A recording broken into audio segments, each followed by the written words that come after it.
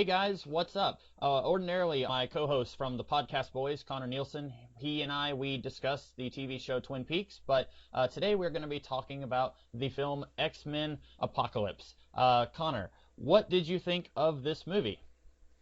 So I should probably mention that I've seen this movie 2 times now. Okay. Um, so the first time I watched it, I was very underwhelmed, disappointed.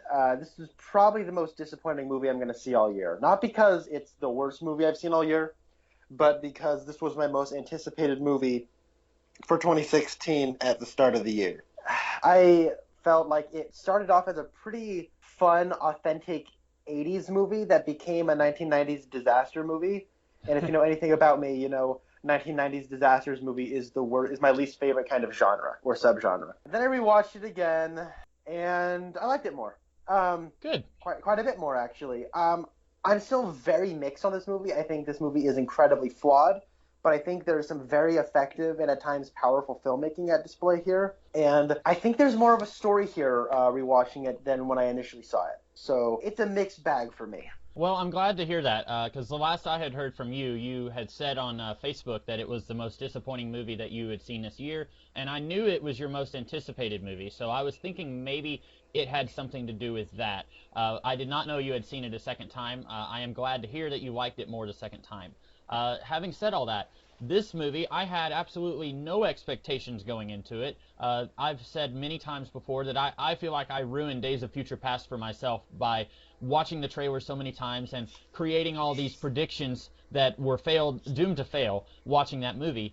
So I did not watch any of the trailers for this movie. I tried to avoid all of the hype. I tried to avoid any news about this movie. I basically, going into it, I knew that we were going to be set in the 1980s, and I knew roughly all of the characters who were going to show up. There were a few of them that surprised me, minor characters who weren't at the forefront of news photos and stuff like that, and also some minor characters. Like a few days before I saw this movie, a friend of mine reminded me that Nightcrawler was going to be in the movie, and I remembered seeing that casting announcement a year ago, but I had forgotten that he was going to be in it because all the pictures I was seeing were pictures of Jubilee and Professor X and Magneto, the Horseman. I wasn't really seeing any pictures of Nightcrawler, so that kind of was something that surprised me a little bit. But for the most part, going into this, all I knew was who was going to be in the movie and that it was going to be set in the 1980s. And having no expectations, this was my favorite X-Men movie that I've ever seen, which is a spot that was originally held by First Class. I still think that First Class is a very good movie, and probably upon future rewatches, I might even say that this ties with First Class, because like you, I do think that this movie has a lot of flaws, several very big things that I would have changed about this movie, a few minor things that would have been harder to change, I think, but overall, I do agree that this movie has problems, but a lot of those problems are things where I will have to say, it doesn't really matter to me because I feel like I'm watching the best X-Men story that I've ever seen, and I feel like this movie was almost custom made for me. Like the whole movie, just about, I had this huge grin on my face. Every time something happened, I just felt like they were doing it specifically for me. And I understand some of the complaints that I've been hearing people say about this movie. A lot of the people that I'm seeing who are saying that this is the worst movie in the world, I don't understand those people, and I've even heard several complaints, specific complaints, that I just say, I don't understand that complaint at all, and I will try to explain something to these people complaining, and I just don't think, I think this is a very divisive movie, and I don't think we've seen anything quite this divisive, probably since Batman vs. Superman, although I feel like with that movie, more people disliked it than liked it. I know there were people who liked that movie, you and I both hated it, but I feel like more people hated it than liked it. With this one, it seems like it's more of a 50-50. Some people really like it, some people don't. This is the most divisive superhero movie since Man of Steel. Oh, I think. Okay, I was thinking that at first, and then I was thinking that Batman vs. Superman was pretty divisive too. But yeah. Well, Batman v Superman just sucked, and there's a vocal minority, but no one likes that movie. If you try to talk to somebody who absolutely loves that movie, they're gonna pull stuff that isn't in the movie as evidence as to why it's a good movie. At least the 3 or 4 people I've talked to who like that movie, that that I don't like that movie, and I've talked about 3 or 4 people, and they usually like to pull stuff that isn't in that movie into the movie. But Man of Steel, I remember, was very split down the middle. I think this is the most divisive movie since Man of Steel. I think I should probably say that before this movie, and probably still to this day. My favorite X-Men movie is Days of Future Past. I think that movie is brilliant, and for my money, it is the only great X-Men movie we have. And it's funny that I went into that movie with all kinds of expectations. I remember when I watched the trailers, there's that island that the future X-Men are kind of holding their ground against the Sentinels, and I was thinking like, oh, there's some like weird dragon designs over there. Maybe that's the Cthulhu island that Magneto was using as a base in X-Men 150. Or I was saying things like, it'll be really cool if it's kind of a mixed, not really a total victory, if the X-Men seemingly defeat the bad guy in the past, and then it leads to an even darker future, and then they didn't do that. And there were all these predictions that I made about the movie, thinking, well, this would be really cool. I remember at one point thinking that the Sentinels kind of looked like the alien species that Warlock and the Magus come from in the New Mutants. I don't remember the exact name of that species, but they're basically kind of like the Borg a few years before Star Trek The Next Generation did the Borg. But I remember thinking like, oh, it would be really cool if the Sentinels were that species, or they had adapted from that species or something like that, and then we don't get anything like that. I had all these, what were probably very unrealistic expectations for the movie, and I would not have had those if I had just stayed away from trailers and tried to stay away from information. And then I was very disappointed with that movie, kind of like how you were very anticipating this movie, and then you were disappointed when you first watched it. I think it's very strange and interesting that we're switched now on this. We've both had this experience with an X-Men movie. Yeah. Do you want to go very, very briefly over the X-Men movies and talk about your thoughts on them? Very briefly, Yeah, I liked the first movie, but I agree that it wasn't perfect. I liked the second movie quite a bit, but I'm one of those weird people. I don't like it as much as everyone else. I think right around the point when they get to Alkali Lake, it starts to get really boring because it feels like they spend 55 minutes there at Alkali Lake with action scenes and stuff, and it just kind of gets boring for me. It's still a very good movie, but I don't think that it's the best X-Men movie. X-Men 3, I think I like it more than everyone else, but it is not a good movie. I'm not going to say that it's a good movie. The big problem with that movie, I feel like, is that it's trying to do two stories at once. It's trying to do Joss Whedon's Astonishing X-Men, the Cure storyline, and it's kind of trying to half-butt the Dark Phoenix stuff. And so it fails at both of those things. And I feel like they should have either done one or the other, and then they could have had an X-Men 4, 5, and 6 instead of perpetually being stuck in prequel mode after that movie. I hated Wolverine Origins. It's the worst X-Men movie of all time. I don't know if I'm ever going to watch it again. I've seen it, I think, twice, and that's more than enough for me. I don't think there's a single redeeming aspect of that movie. Let's see, what was next? First Class? Yes. I like First Class. That was my favorite one up until I saw this one. I still like it a lot. I like that movie because up until that point, we had just gotten a whole bunch of Wolverine movies that the X-Men were guest starring in. And this was the first time we got to see other characters besides Wolverine really be at the focus. And I love Charles Xavier and Magneto's friendship. I love Magneto, period. So I really liked getting to see these two at the focus of a movie. I liked, let's see, what was next? Days of Future Past or the Wolverine? The Wolverine. The Wolverine, I liked it better than X-Men Origins Wolverine, but I thought it was just okay. I wasn't a huge fan of the comic book story that was based on, and again, I'm in the minority there because everyone else loves the Frank Miller, Chris Claremont Wolverine miniseries, but I don't think that it's very good. I don't think it has a lot of substance, and this movie is doing a lot of things very differently from that miniseries, but it's still got that miniseries at its core, so it's still kind of flawed from the beginning, I felt like. And also, it's a little weird to me that, and I said this in my review of it, I think, it's weird that Wolverine, like 10 years after X-Men The Last Stand, is still whining about this girl who died, who he only knew for like a week and a half. I thought that was weird. But then we had Days of Future Past, which I liked it okay, but there was a lot of things about it I did not like, and I still am very lukewarm on that movie. I think I've only seen it twice. Since I saw it once in theater and once on DVD, and I haven't seen the road cut. I've been trying over the last month or two to see if I can grab a copy of the road cut without paying a whole lot of money for it, and I haven't been able to do that yet. And I didn't watch Deadpool. All right. So very briefly, first X-Men movie, it's pretty good. You have to really understand the sensibilities of the time to really appreciate it. Absolutely. To know what it did. However, Ian McKellen, Patrick Stewart, and Hugh Jackman are excellent in that movie. They really sell it for my money. We have X2, which is mediocre. I don't like that movie. Really? Wow. I'm the only person on the face of the earth who doesn't like X2. I think it's all right. I think it's a little outdated in both on social commentary and its special effects, which has a very heavy reliance on special effects that just don't look good anymore.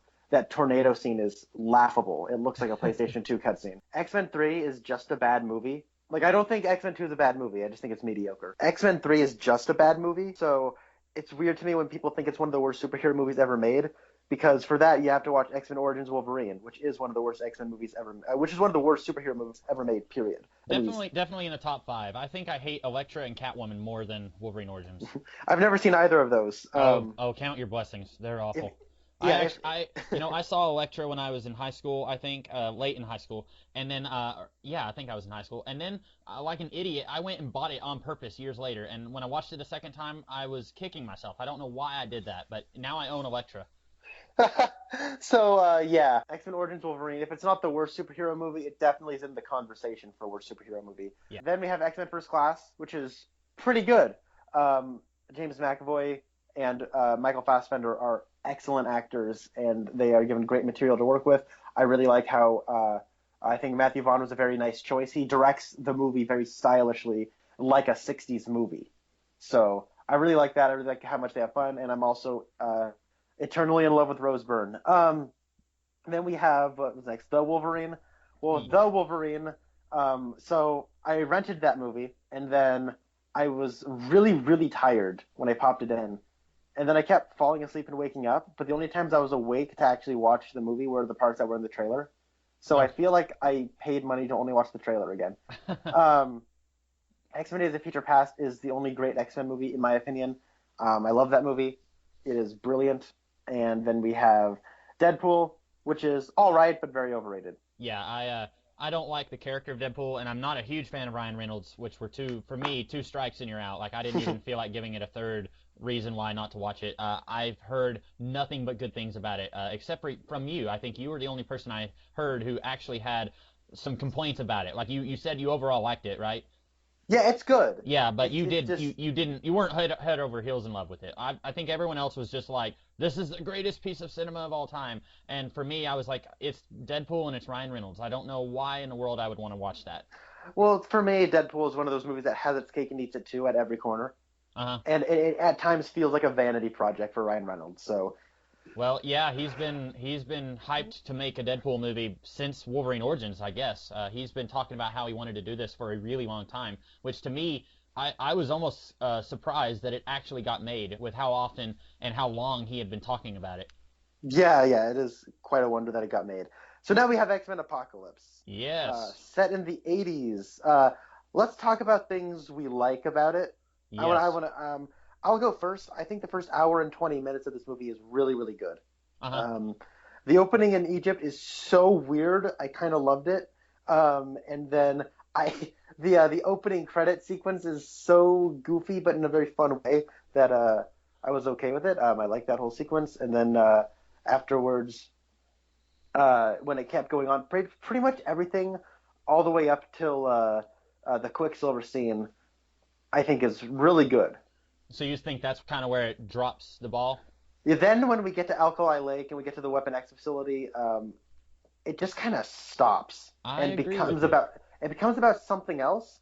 And then when we get to the third act, it tries to go back to what it was about in the beginning, but there was no progression. So yeah, and then the ending is I liked it more in a second viewing, but I feel like Singer was working it was working with material that was outside of his wheelhouse as a director. Huh. So you'll have to go more into detail on that in a minute. Let me real quickly talk about some of the things I liked.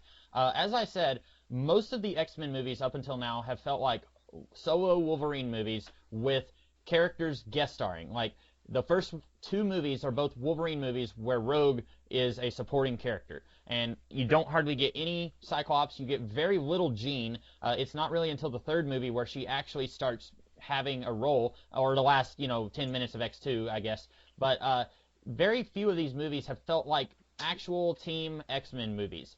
Even First Class, which I loved, was a Magneto Charles Xavier movie with Mystique and Beast playing minor roles. Or I guess you could say Mystique is almost a tertiary protagonist because she's kind of the one who gets the character arc. Like, she's divided between these two ideologies, and that's really been her role throughout these movies, throughout the one since First Class. But I feel like this is the only one where we get to see almost every character, not almost every character, but most of the characters, it seems like, get to have something to do. And I like that. I like that we are actually getting an X-Men team movie where it feels like a team movie, and it's not just the team is there but they don't get to do anything. That was my top thing that I liked. I agree with you. The opening was amazing. I love the opening. It reminded me, and this might sound like an insult to some people. I think it's a compliment. It reminded me a lot of the Stargate movie. I don't know why. Maybe just because there's Egyptian alien creatures in Stargate, and there's Egyptian mutant monsters here. But like when the Horsemen are taking off their masks, I got this very distinct Stargate the movie vibe where the alien guards were taking off their masks. But I like that scene a whole lot. I almost wish we could have had just a whole movie set in ancient Egypt. I liked Apocalypse himself. I thought that I usually don't like the character in the comics. I did a video very recently talking about how Apocalypse in the comics is kind of a one-note character, but I thought he worked here. I really liked the way his powers worked. They changed it from the comics, which doesn't bother me. I think that it was fine here. I liked Apocalypse in general. I'm not entirely sure if the actor Oscar Isaac needed to be Apocalypse. I feel like this is one of those things where they covered him in makeup and you almost couldn't even tell that it was Oscar Isaac. Maybe you'll disagree with me, but it really felt like it could have been almost anybody playing Apocalypse. But I did like Apocalypse. I liked Mystique as a mutant solo hero going around saving mutant lives all over the place, kind of like what she was doing at the beginning of Days of Future Past, except that whole movie is about, is she going to fall on Charles's side of saving mutants, or is she going to fall on Eric's side of killing humans? And now we don't have any of that. She's just going around saving mutants, and I kind of like that. I like the idea of her being a symbol for mutant kind. Like, mutants everywhere love her. And a lot of people I've seen kind of complained about this. They're saying, well, Mystique is supposed to be a villain, and these movies are making her almost a main character. I remember after I watched the movie, I went back and watched a whole bunch of videos of people making predictions about this movie, and I watched one where somebody was afraid that she was going to be like front and center throughout the whole movie, and she would be the main character. I don't think that that's what this movie did. I feel like she got less screen time than what a lot of people were afraid of, but I do like the idea of her being uncomfortably this hero for mutant kind. I thought that was a neat idea. And I had a few other things, just the acting in general. When the actors had something to work with, not every actor here had a lot to do, but the ones who did, I thought they did very good across the board. And I like the references. This is something that I would not be saying if I wasn't an X-Men fan already, but there were times, like at one point in Caliban's lair, we get to see Artie and Leech playing patty cake, and I love that because I used to really love Artie and Leech when I was a teenager. They were some of my favorite characters in Generation X, and they hardly ever had anything to do, but I loved them. And so stuff like that, getting to see Psylocke in her Psylocke costume, I really liked it, even though I've never understood that costume. Stuff like that, I really enjoyed it, and I think that's where it felt like this movie was being made for me. What about you? What were some other things that you liked? You said you like Rose Byrne usually. Did you like her in this movie? I mean, I loved looking at her, but okay. Well, that's how I am with Olivia Munn. I agree with you like, there. I didn't think she had any acting in this movie. She has like 2 lines, I think. I counted. She has 6 lines, okay. and four of them are like 3-word sentences. Yeah, the split them up. That's the one where she just gets her sword out and just has a grim look and says, "Split them up." Who are you? Yeah. I really liked her. I think she could have done a really good job because I think she's a good actress. I've seen her in other things where she actually gets to act. It's a shame that she's basically just a pretty face here. Yeah, so they're trying to do the whole Boba Fett thing with Psylocke. The thing with Psylocke in this movie is, or at least with Olivia Munn in general, is so when I watch, she's popped up, in a lot of movies lately. Not a lot, but she pops up here and there in movies. She's always an actress who I feel like she's bringing her A game, but she's always in bad movies. Oh yeah. And she's always under directed, so it always comes off like she's trying too hard or overacting. And I don't really, and it's like one of those instances where I don't even think it's really her fault. Are you thinking of Mordecai right now? Oh my God, Mordecai is a sin against. It's a blight on humanity. I hate Mordecai with a burning passion. I remember you talking about that movie, and when you started talking about Olivia just now, I was like, oh, Mordecai. There's also Ride Along 2 she was in. That was another one. Yeah. I didn't even know she was in that. I haven't seen either of the Ride Along movies. Yeah, she's brought in as a half-baked attempt to be Ice Cube's love interest. She just kind of shows up and helps him out. Mm-hmm. Yeah. But But yeah, so Rose Byrne, she's fine. She really only serves here for payoff from First Class. I agree. And I was actually she's part of my dislikes. Not her, but the character. I yeah, don't think that she needs to be in this movie. I think you could have taken her completely out of the movie. You would not notice that the movie was any different. yeah, I agree. But I do think I like how she's resolved from a character place. But Uh-huh. we'll get more thematic and character place. But you're right, on a story level, she's kind of non-existently inserted. It's Uh, worse than First Class. I feel like in First Class, she was the reason that Charles got pulled into the story. He was just wanting to get drunk and get wasted and find co-eds to sleep with, and then she brings to his attention that there's this thing going on, and she pulls him into the world of the X-Men. And then I feel like, now it's been a little while since I've watched First Class, but she was almost as important in those action scenes as Magneto and Charles were. And here, she's just the chauffeur. She is hanging out in the plane, and then Charles tells her that he's sorry that he wiped her memories. Like, I don't think that. I agree with you. It's something that it's a payoff from what happened in First Class, which was a really weird. The whole third act of First Class is very bizarre to me, and that's one of those things where when that happened, I thought, why? Why did they do that? He could have had her as his inside man in the CIA. Why would he erase her memories? But yeah, I think that that's something that maybe Bryan Singer. I've said before that Days of Future Past was his entire attempt to fix everything that he did not do, that he did not like about the X-Men movies, and I think this is maybe like that last attempt to do that. Like, oh yeah, Maury McTaggart, he erased her memories. Let's go ahead and change that in this movie. It felt very strange to me. yeah. Continuing on the things I do like though. I want to talk about the acting. I really like the acting in this movie. While I don't think you like that it's a team movie. The thing about the team element, though, I don't feel like there is anyone that gets enough of a focus. However, everyone gets progressed. They just get progressed very minimally, and it's Yeah, just. But I will say, the girl who they got to play Storm, I can't wait to see what this girl does. Like I've seen her in anything before, but she's great. She's great. her name is Alexandra Shipp, and she has been in some stuff that is like kind of big movies that you've probably heard of, but Like what? I've never seen her in anything either. She was in Straight Outta Compton, which I have not seen, and Who did she play in Straight Outta Compton? let's see here, Kim. I don't know Huh. I don't know anything about the movie. And she was in, oh man, well, she was in one of the Chipmunk movies. I thought she was in something else that was like really big. It looks like that was the biggest movie that she was in, because she was in it looks like a TV biopic of I don't know how to pronounce this musician's name, Aliyah. She's the one who did the song "Are You That Somebody?" From like the early 2000s, and she was playing that musician. That was from 2014. So she hasn't been in as much stuff as I thought she was, but she was in a Chipmunk movie in 2009, and that was like the longest ago that she was in something. Huh. Well, I really like her. I really like Ty Sheridan as Cyclops. I now have a perpetual crush on Sophie Turner. I now really, it's only solidified that James McAvoy is one of the best actors of our generation. That is thoroughly underrated. Michael Fassbender is one of the greatest actors of our generation who deserves all the credit he gets. I love Cody Smith McPhee as Nightcrawler. I really like I'm trying to think about other people. Really, I think everyone does a great job in this movie except for Jennifer Lawrence, who's very bland. Okay, see, everyone's been saying that.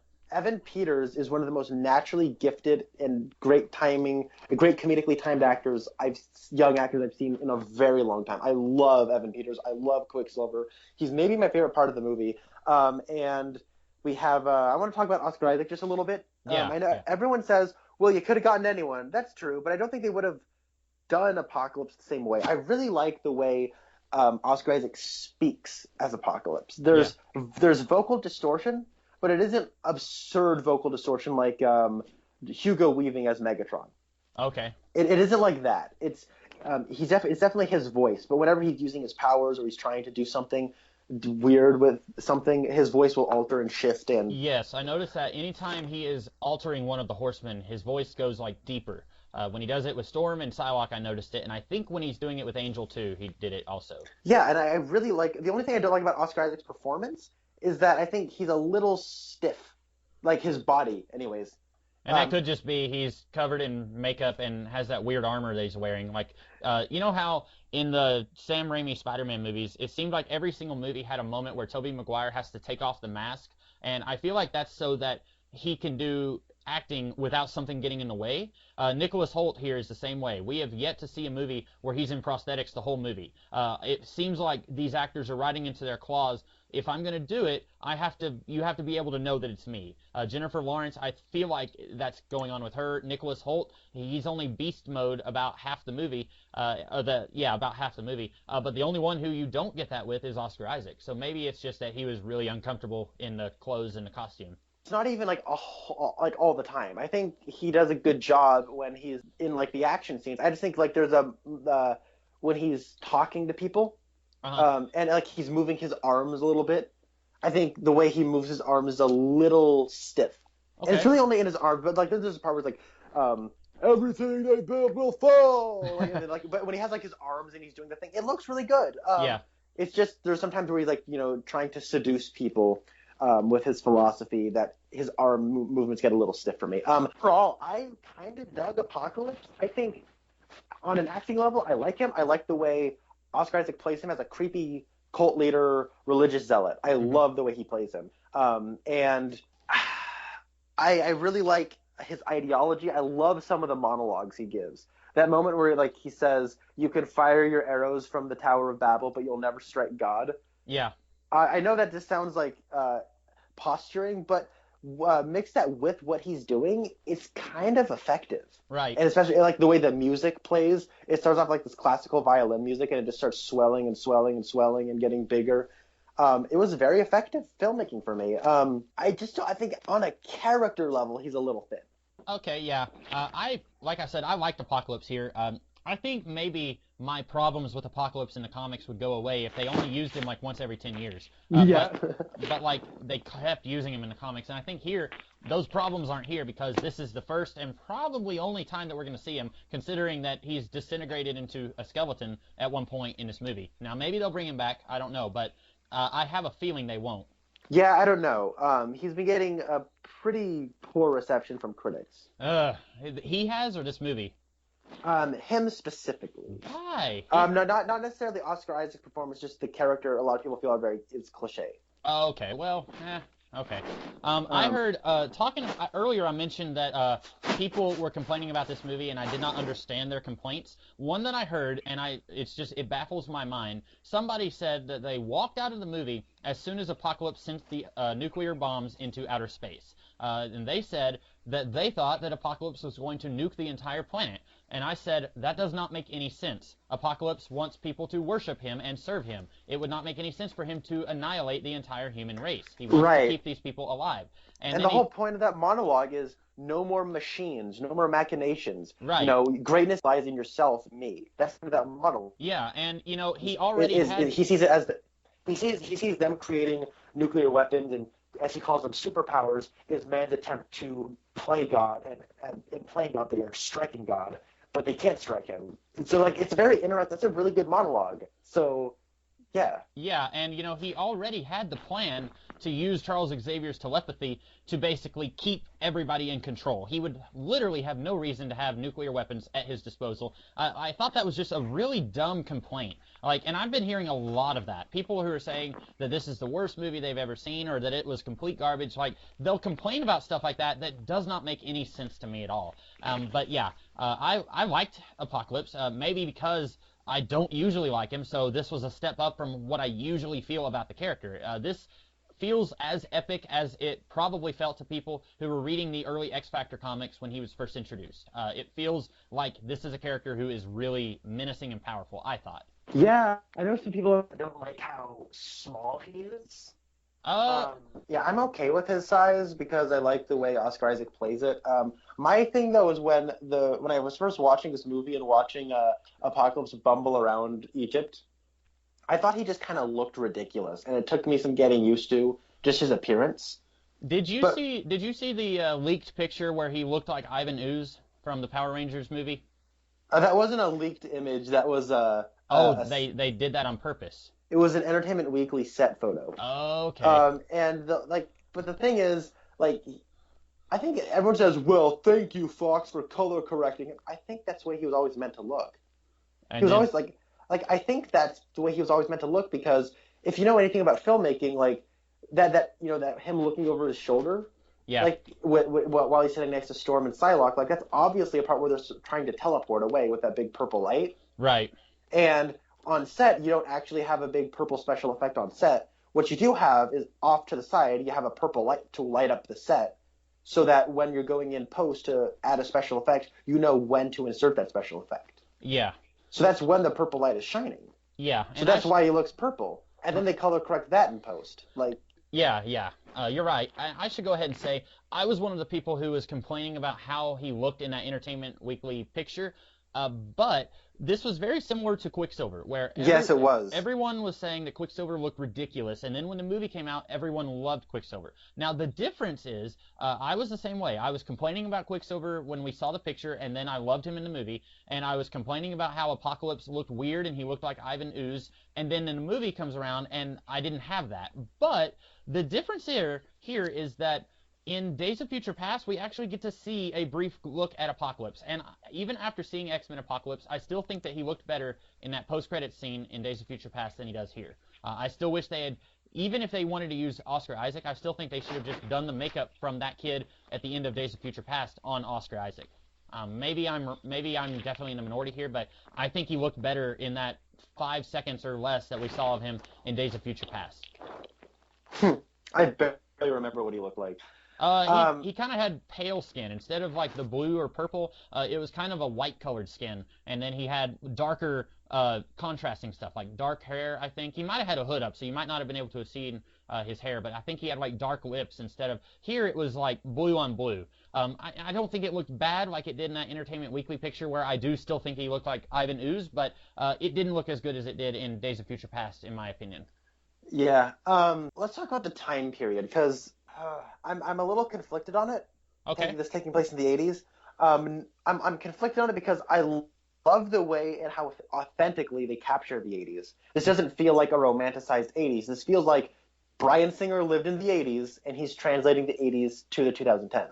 Right. The only thing I don't like about it is how everyone still looks like they're in their 20s, but whatever. Well, yeah, and that's just a problem with these movies, where they're jumping forward 10 years with each film, and I've been saying since since it was first announced that Days of Future Past would be set in the 70s, I've been saying, no, don't do that. Just have multiple movies set in the 60s and slowly work your way up the time period. I still don't understand why they had to skip 10 years with each movie. So it made sense in Days of Future Past because the whole arc for Charles Xavier was him realizing that he needed to get back on the horse. He needed to not give up hope.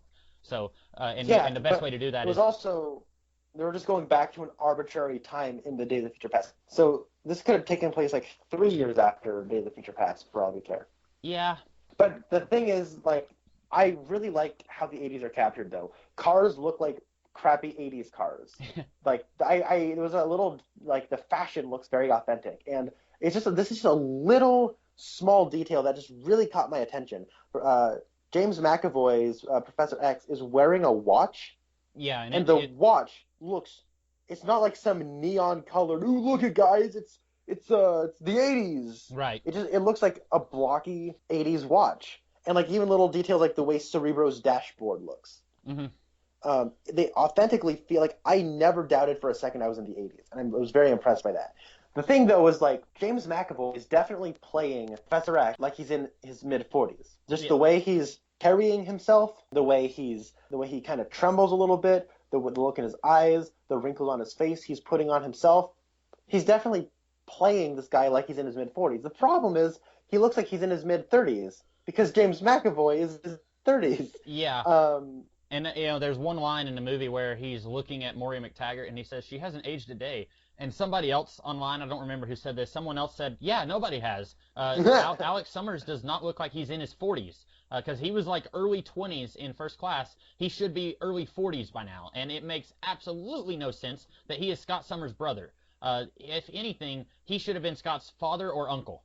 He should not have been an older brother, because that's really weird and doesn't make a lot of sense to me. Yeah, that's weird. I'm not saying it's completely impossible, but it's very unlikely. Yeah, you're right. That is weird. Because the actors that they have playing Havoc and Cyclops, they look like brothers. Like, they did a good job making them look like their family. Yeah. So, but it also that actor could not possibly play a father or an uncle to Ty Sheridan, but the character's old enough to be his father and or uncle. It's so weird. Way back when they first used Alex in First Class, I was thinking, okay, they actually called him Alex Summers by name. So I was thinking he's going to be in Vietnam. He's maybe going to die overseas, but he got some girl knocked up, or he married a girl right before the war, and then she's pregnant, and then Charles would be like keeping an eye on this kid while Alex is dead or out of the picture. That's kind of what I was thinking, and then Charles would come to him when he's for sure that Alex's son is a mutant. That's kind of what I thought was going to happen whenever they used Alex in the 60s, but it's, it is what it is. Yeah, and this whole age thing is just so weird. It's one of those things that... Magneto, okay, so Michael Fassbender's an actor who, like, he looks like he's in his 20s in First Class. Right, he looks young, yeah. And he's one of the most handsome men on the face of the planet. Michael Fassbender is a beautiful man. But the thing is, like, he can still, he can grow some scruff, you can, put some makeup lines under his eyes, and he can look like he's in his 40s. Like, it's plausible that he's in his 40s. Right. He looks remarkably well for a 40-year-old, but he still does kind of look like mid-40s. In a way that James McAvoy doesn't. In a way, and like Jennifer Lawrence gets a pass because Mystique, ages at a slower rate. I get that. That's fine. I think, didn't they even say that Beast would slow his aging because he injected that Mystique formula into his body in First Class?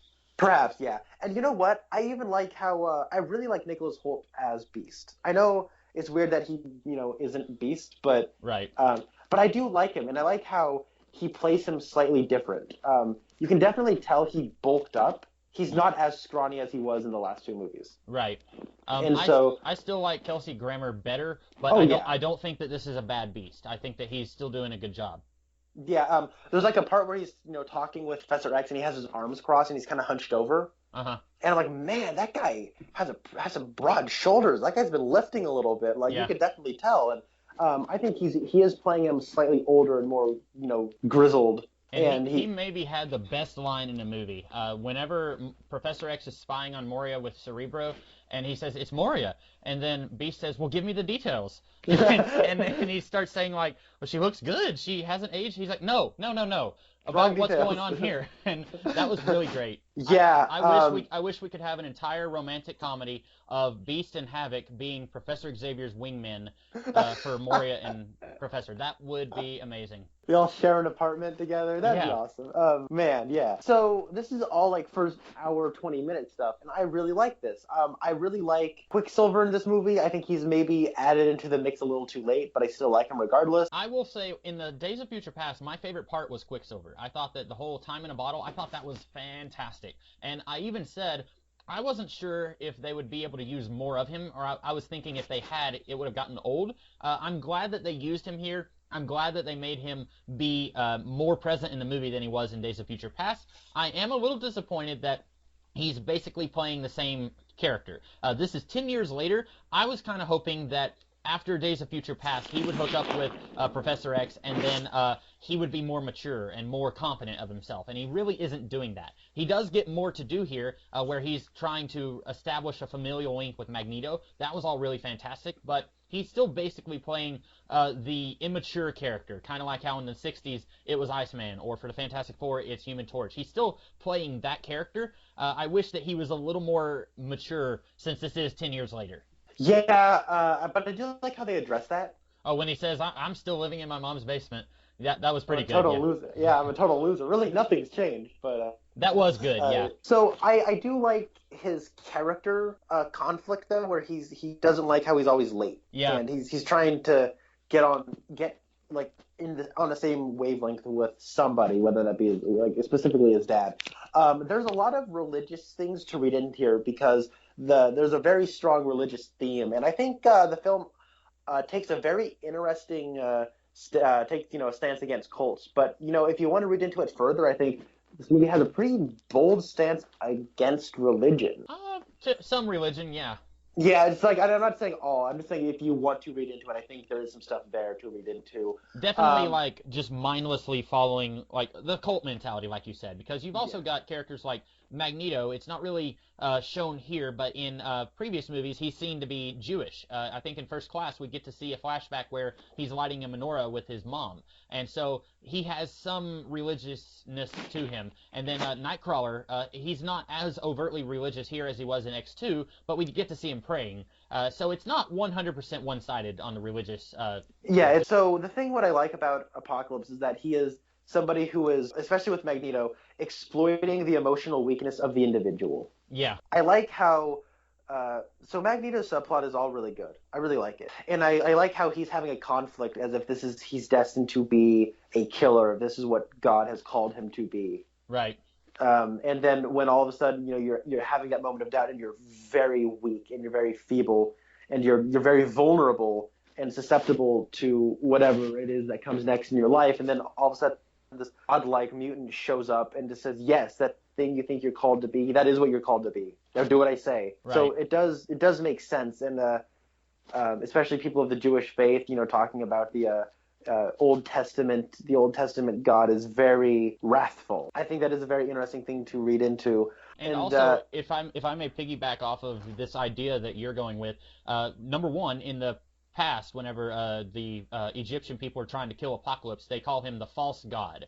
There is they're calling him that. And then also, you said that he's playing on the emotional weakness of Magneto. With the other three, he's just giving them power. And something in the religious world, a discussion is about like a problem, a flaw with some religions is that the people of that religion will try to get other people into their religion by saying everything is going to be perfectly okay once you come to our side. It's all going to be beer and Skittles and everything will be fine and all your problems will go away. And that's kind of what Apocalypse is doing. With Storm, Angel, and Psylocke, he gives them an increase in their power.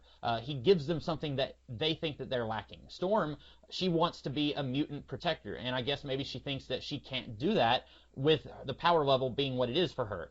With Angel, half of his wings have been burned off, so he can't do anything. He doesn't feel like he has anything left to do. And so he's increasing their power, and that is his way of saying, look, I can give you this. Now all I need you to do is do whatever I want you to do. So I do think that this is doing a lot with the context of religion, or subtext, rather. And interviews with Bryan Singer, he did really want to tap into that because cults and religion has always fascinated him, he said. Huh. And the only problem, though, is I don't like the Four Horsemen all that much. Yeah, they don't get a whole lot to do. They got nothing to do, and I have no idea what makes them war, famine, pestilence, and strife. Is that war, famine, pestilence, and death. Okay, like what makes them those identities? I don't know. I know that he's like my angel of death, so I guess Archangel is death. Yeah, I guess. And it's one of those things. It's one of those things you were talking about Batman versus Superman earlier, and how people will pull stuff that's not in the movie and say that that's what they like. I could say, yeah, in the comics, Angel was death, but I shouldn't be using source material to support something that's not in the movie. And you're right. Between the Four Horsemen, they have maybe 15 lines in the whole movie, all four of them. Well, no, Magneto. No, not Magneto. Magneto gets more than the other three, but they don't get a whole lot, and that was one of my dislikes about the movie. Storm is my favorite X-Man, period, and she's better than Halle Berry. That not necessarily a diss against Halle Berry, but she was not a very good Storm. She got more to do in X-Men 3 than the other two movies, but it wasn't good stuff. I like Alexandra Shipp better as Storm, but she doesn't get very much to do. She basically just joins the X-Men at the end because she respects Mystique as a mutant heroine, and if she didn't see Mystique there on the battlefield, she probably would have still been with Apocalypse at the end of the movie. Right. And reading into her character, though, it's another kind of worship. It's hero worship that she has of Mystique. I did not think of that. That's a very good point, yeah. And I like Quicksilver because he is that person who always, like, if we're going into, like, the religious parallels of characters, he's that person who's always wanted to find religion, but he's never found the time to. You have the Nightcrawler, who is, the blind faithful. Wait, no, or would we call Scott blind faithful? But no, that's not really his character. He's just blind. He just blindfolded. He's the blindfolded. Yeah. Folded. Maybe he's one who needs to find enlightenment. Yeah. So there's stuff to read into here, and I like that. My problem, though, is when we get to the ending, though, I don't think the way it all pays off, though, is the reason, greatness lies within your, so Apocalypse is like, greatness lies within yourself, because it's great to worship me because I am the one who made you great, Uh-huh. like a religious figurehead. But the big thing that this movie ultimately says in siding with Professor Xavier is, yes, greatness lies within us, but it's up to us to unite together to become greater. Right. And I like that as an idea, but I think in the middle we get away from all this. When we get to Alakai Lake, or whatever it's called, Yeah. and a bunch in the Four Horsemen apocalypse, and Charles just crack open some beers on the top of a cliff, and he's like just chill out while they wait for the plot B to catch up with them. Do you know in the third Indiana Jones movie when the bad guy, Donovan, he offers some water to Marcus, and Marcus says, "I'd rather spit it in your face, but I don't have any spit." I'm imagining now, like Magneto. See, like when Charles wakes up and he's laying on the rock, he's got a shirt under his head. I'm assuming Magneto did that. Magneto's the only one here who cares about Charles at all. And I'm curious if Magneto knew that Apocalypse was going to be killing Charles to take his telepathy. That's something that's not really explained very clearly. We know that Magneto is following Apocalypse, but we don't know how much the Horsemen know. We don't know if any of these guys. I'm assuming that Psylocke and Angel were pretty okay with murdering Charles, but did Magneto know? That's a question. But I would love to have seen a deleted scene where Magneto offers Charles some water and he says, "I'd rather spit it in your face." Sorry, that's just... No, it's funny. So I think we're getting into the parts of where we did not like the movie. So before we get into the Alkali Lake, because I do want to talk about that also, I did want to really quickly touch up on acting in this movie once again. So you said that you think that Jennifer Lawrence is just kind of there. I've seen a lot of people say this. They said that she doesn't act like she wants to be here, and it's very possible that she said something in some interview where she said that she's going to want to terminate her contract, or she's probably not going to come back. Robert Downey Jr.'s done that before, where he said he doesn't want to come back, and then he comes back. And it's possible she said something like that. And I've been saying for a while now that, after First Class, she went and did the Hunger Games, and suddenly everyone in the world knows who Jennifer Lawrence is. And I was saying that she doesn't really need these movies anymore. I feel like she was only coming back because she was contractually obligated, but at the same time, I personally don't feel like this is a situation where her acting is bad. I think that the character she's playing is very world-weary. She's kind of sick and tired of the world being so hostile against mutants, and she's just trying to go around and save mutants in any way that she can. She doesn't really like Magneto's philosophy. She doesn't really like Charles's. I kind of like that, and I feel like that is coming across as she's bored, but I'm not sure if it's her or if it's the material. Well, I'll just point to that part where so Quicksilver brings her to talk to Magneto when he's in a force field. Yeah. And it looks like a scene out of Shark Boy and Lava Girl. That green screen effect was terrible. The only worst green screen effect was when Storm shows up at the final battle and you can literally see a green outline all around her. But I didn't notice that. Oh my goodness! I noticed that the first time, and when I rewatched it, I was like, no, that is there. But the thing is, she has that big scene with Magneto, and she goes, "Eric, right? We need you to. I'm going to fight for whatever is left. And it's Jennifer Lawrence is one of those people who acts with her face. Yeah. And that's kind of what she does. That's her thing. And her face is just so unresponsive. I don't know if that's just the prosthetics, but I remember watching First Class, and she's acting with her face a lot. Right. And then this one, it's just immovable. And she's just saying the lines like she's reading them off of a teleprompter for the first time. And Mystique just kind of bugs me in this movie in general. Oh, really? We'll talk about that. This isn't really a thing I think she's fine in First Class. I think she's fine in Days of Future Past. Just in this movie, she'll save somebody, and they're like, "Oh my God, you're her. Oh, I'm no hero. Walk away." Right. "Oh, don't think of me that way. I'm no hero." So then why are you going around saving people? Why are you doing that then? Yeah, fair point. I'm not a hero. I'm only doing this. So why are you saving people? Well, and she did get one good line when Jean asked her, "Were you nervous?" What Jean assumed was her first mission was what happened in Days of Future Past, and she said no. And then she says, "But I was nervous during X-Men First Class." And then somebody says, "What happened to all of the other students on that mission?" And she's hesitant to answer, and she says, "They all died, and that's why I'm not a hero. I wasn't able to save them." And she had a really fantastic scene in Days of Future Past where she was crying when she was going through Stryker's files, or not Stryker.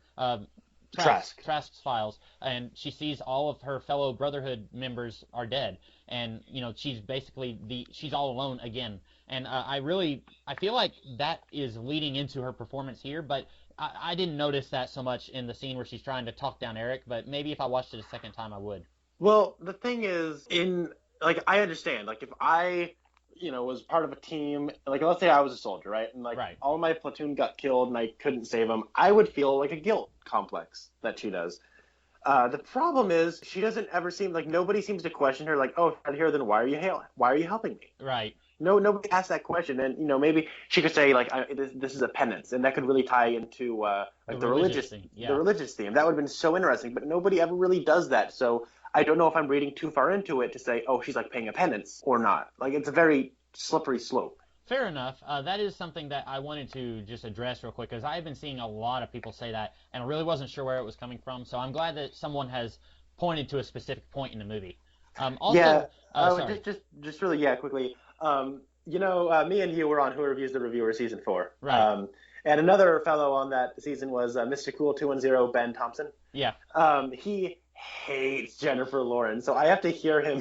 Like, every time we talk and every time X-Men comes up, he really like hates on Jennifer Lawrence for a good while. Now, I don't really get the hatred for the character. She just kind of bugged me, and she felt slightly unnecessary in this movie. Maybe. Maybe.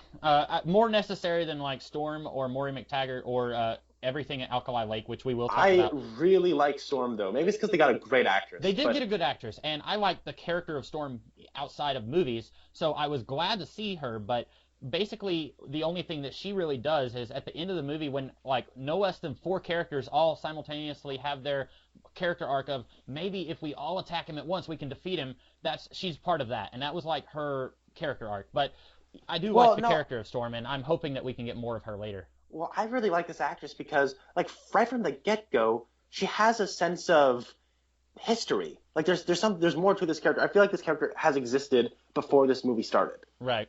And for someone who has so little to do in the movie, and like even her, like, she's fighting with Apocalypse, and then when she sees Mystique getting choked out by him, like, yeah. And she starts freaking out, and she's like just goes away from the movie for like 5 minutes, and then she shows back up and makes the conscious decision to fight. Yeah. Like, I really liked that a lot, and it was well set up with the picture of her hero, who is Mystique, on her door, on her wall. Yeah. I thought that was an effective setup and payoff, and I just think this girl has great.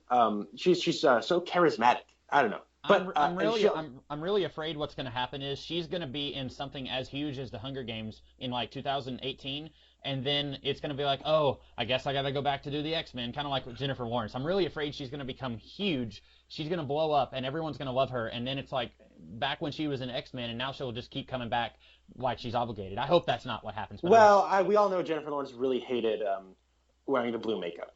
Yeah, well, and I assume anyone would. That would be a very grueling makeup process. Yeah, but hey, you know what?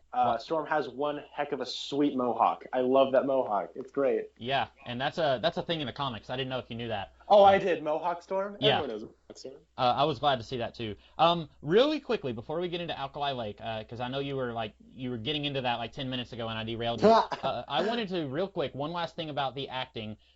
You mentioned that McAvoy and Fassbender are really good, and they are, but I almost feel like they are weaker in this movie than they are in Days of Future Past and in First Class. And I think maybe it's because they don't get as much time together. In First Class, they get a lot of time together. In Days of Future Past, they get more time together than they do here.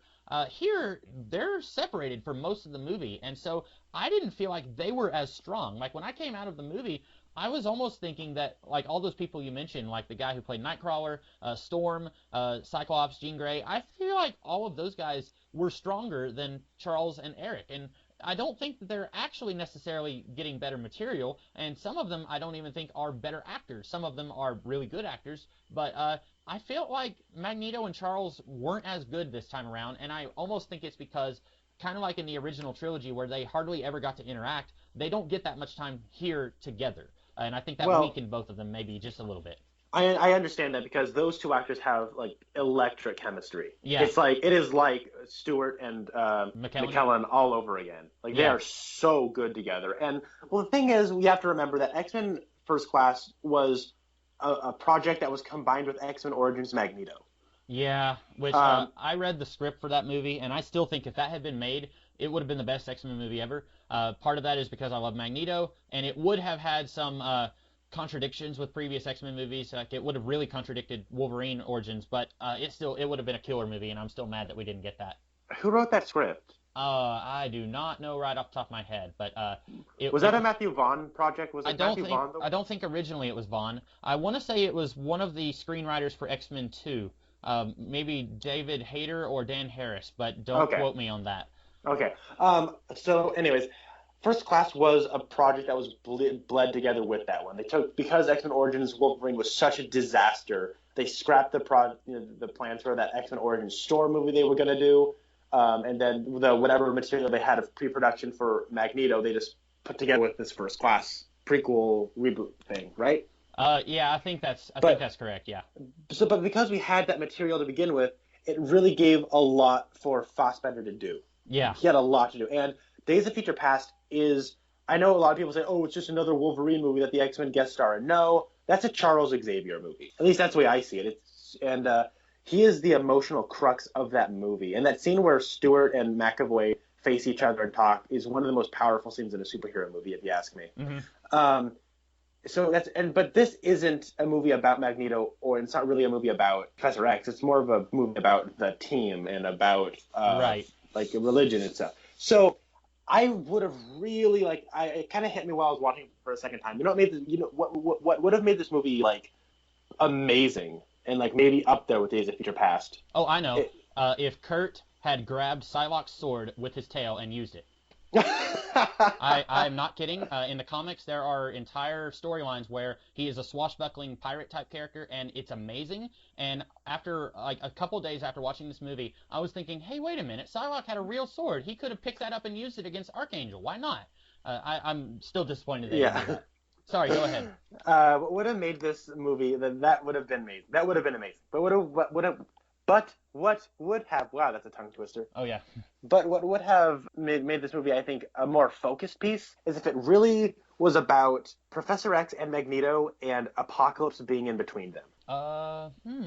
Yeah. Because Apocalypse shares like a pretty, like, if you think Magneto's extreme, Apocalypse is like to the extreme of Magneto. Yeah. But he also has a power set similar to that of Xavier, and he has a control over people the same way Xavier does. And do you think maybe we could have, furthermore, because Xavier has always been a very charismatic character who can get people aligned with his, frankly, very insane idea of let's send teenagers into a war zone to fight for my ideology. So if you could have had Apocalypse be like that, like instead of him just coming along and he touches Storm and she has white hair and it's like, okay, come with me, if he had actually like persuaded them a little bit more, talk to them a little bit and say, okay, here's why you should join me. Those Homo sapiens out there almost killed you, and you're just trying to survive. In my new world order, kids like that, they're not going to be killed. They're not going to have to worry about surviving. He should have been able to have had more of a charismatic recruitment phase, I guess, instead of just coming along. And maybe it's, again, maybe it's a religious thing, because you look in the New Testament, and Jesus, when he's recruiting his apostles, it's basically, come follow me, and then they follow him, and that's all that you get written down on the text. But and then you get 3 years of stories. But here it's very I don't want to say hollow, but it comes across as very shallow. He just comes along and then they follow him, and maybe that he would have worked better as this kind of in between, almost a combination of Magneto and Charles, if he had been more charismatic in recruiting these horsemen. Yeah, I like the way that seems to be the way Oscar Isaac is playing it, though. That's just not what is written. It's Right. written and kind of directed in a very repetitive way, but Oscar Isaac is playing it in a very cult leader, religious zealot, and he has like this whispery, creepy, whispery, but kind of semi-seductive way he's reading his lines, Mm-hmm. and it really worked for me. But it is, I think that would have been interesting. The way you proposed it. The thing is, if you had it, Magneto and Charles Xavier being split by Apocalypse, I think that there would have been a better character dynamic at play there. Very likely, yeah. And it would have focused it, I think, a little bit more.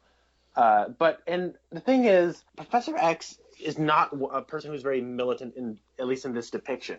I don't think he has a this doesn't seem like this kind of person who would be all for sending teenagers into a war zone because he doesn't believe in the X-Men. Right, and that is a good point. I should have said in the comics where he's sending teenagers, because here he doesn't even want to do the X-Men anymore. He just wants to teach kids, and that's a more lofty, more noble goal. Hank is the one who wants to get the X-Men back going.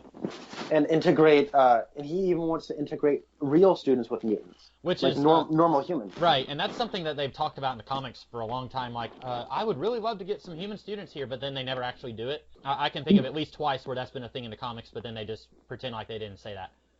So, and I like how Mystique is the one who is the one training the X-Men at the end. Yeah, I like that too. And I heard a lot of people complaining, like, well, she's a villain in the comics. Why isn't she a villain here? Well, number one, this is a reboot, okay? This is a different timeline than the original trilogy now. That Days of Future Past spent the entire movie rebooting everything. So now we can do different stuff. And I like that Mystique is the one who's going to be kind of the field leader. Now, a lot of people are probably upset that it's not Cyclops, but this is his first movie in this timeline, so he's going to need some films to grow into that role. And I wouldn't mind seeing like Mystique kind of take him under her wing and train him how to be the leader for the day that comes when she's no longer able. I think that'd be really cool. Yeah, and I like seeing Cyclops take charge. Like, he's like, hey guys, let's do a jailbreak. Let's go to a mall. And he's organizing these little field trips that they're going on. Right. And I've been hearing a lot of people say that, I know I keep derailing you, sorry, because I just, thoughts are coming to my mind, but people were saying that Cyclops gets shafted here, and he doesn't get a heck of a lot to do, but this is more material than any other Cyclops actor has ever had.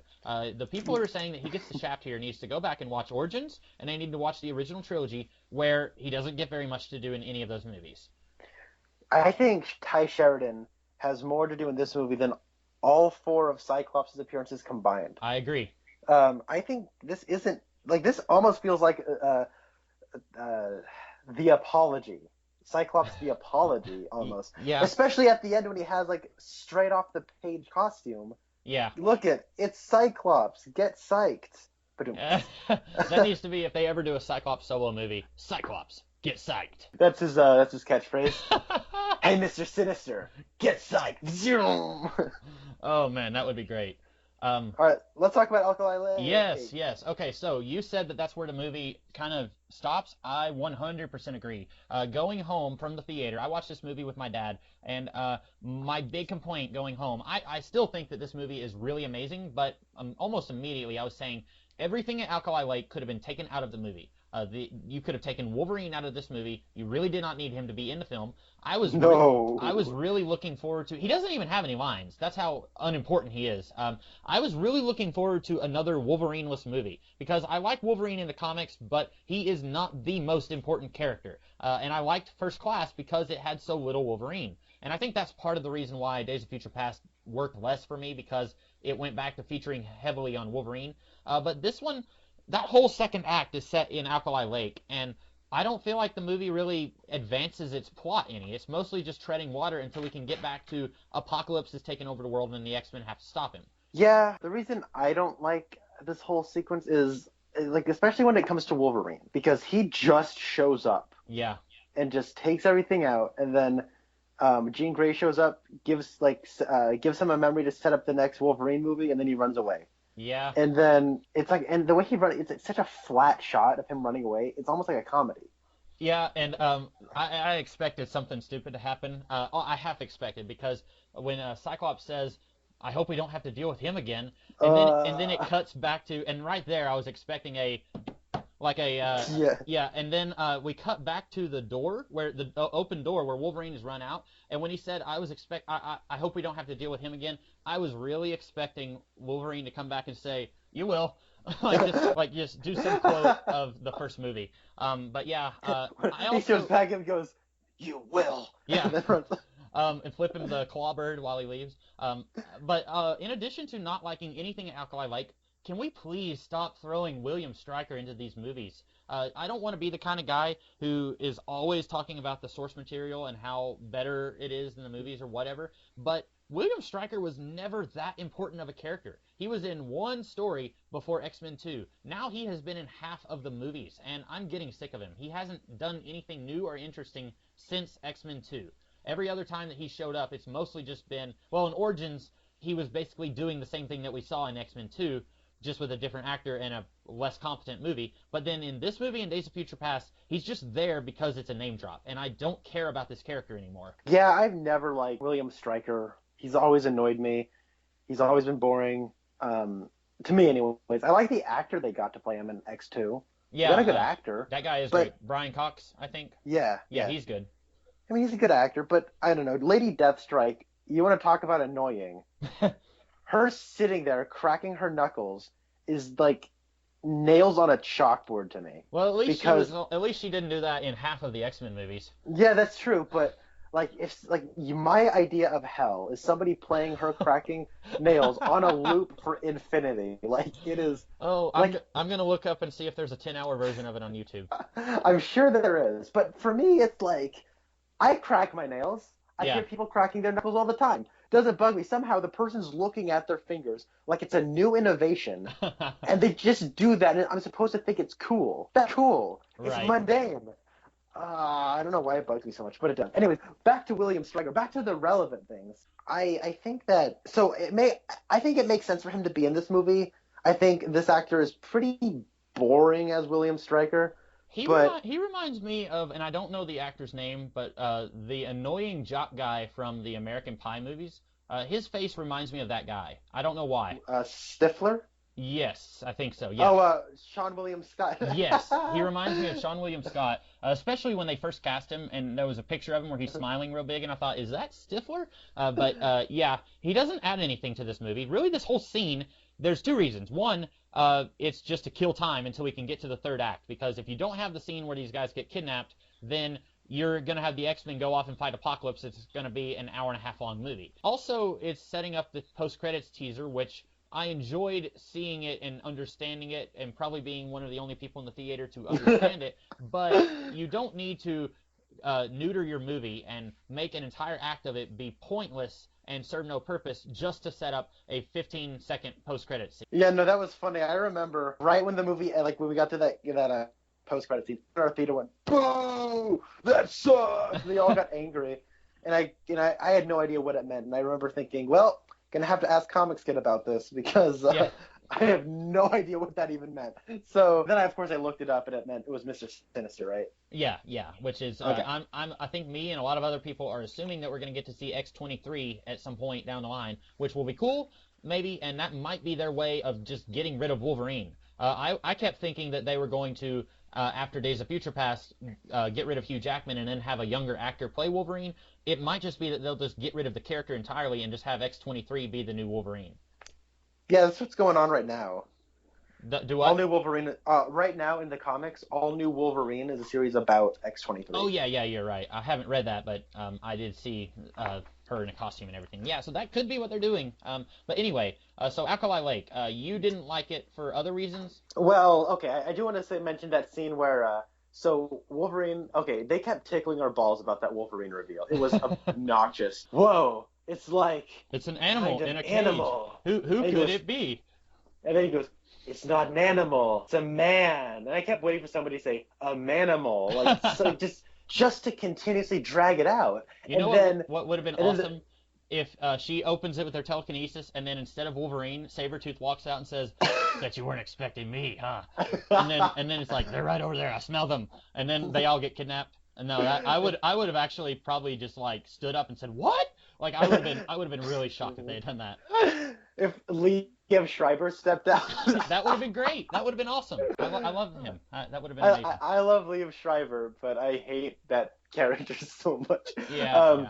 Anyways, and then like the only way I could think of that scene being worse is if like they open it up and you don't see who steps out, and then it just cuts to somebody going, "Weapon X is loose." Right. Weapon X is loose. Although they at least then when he steps out, you can't just show Wolverine step out. We got to see his claws coming out. Right. And then we got to see him with that Weapon X helmet on. Like, I'm sure that did surprise me. I wasn't expecting that.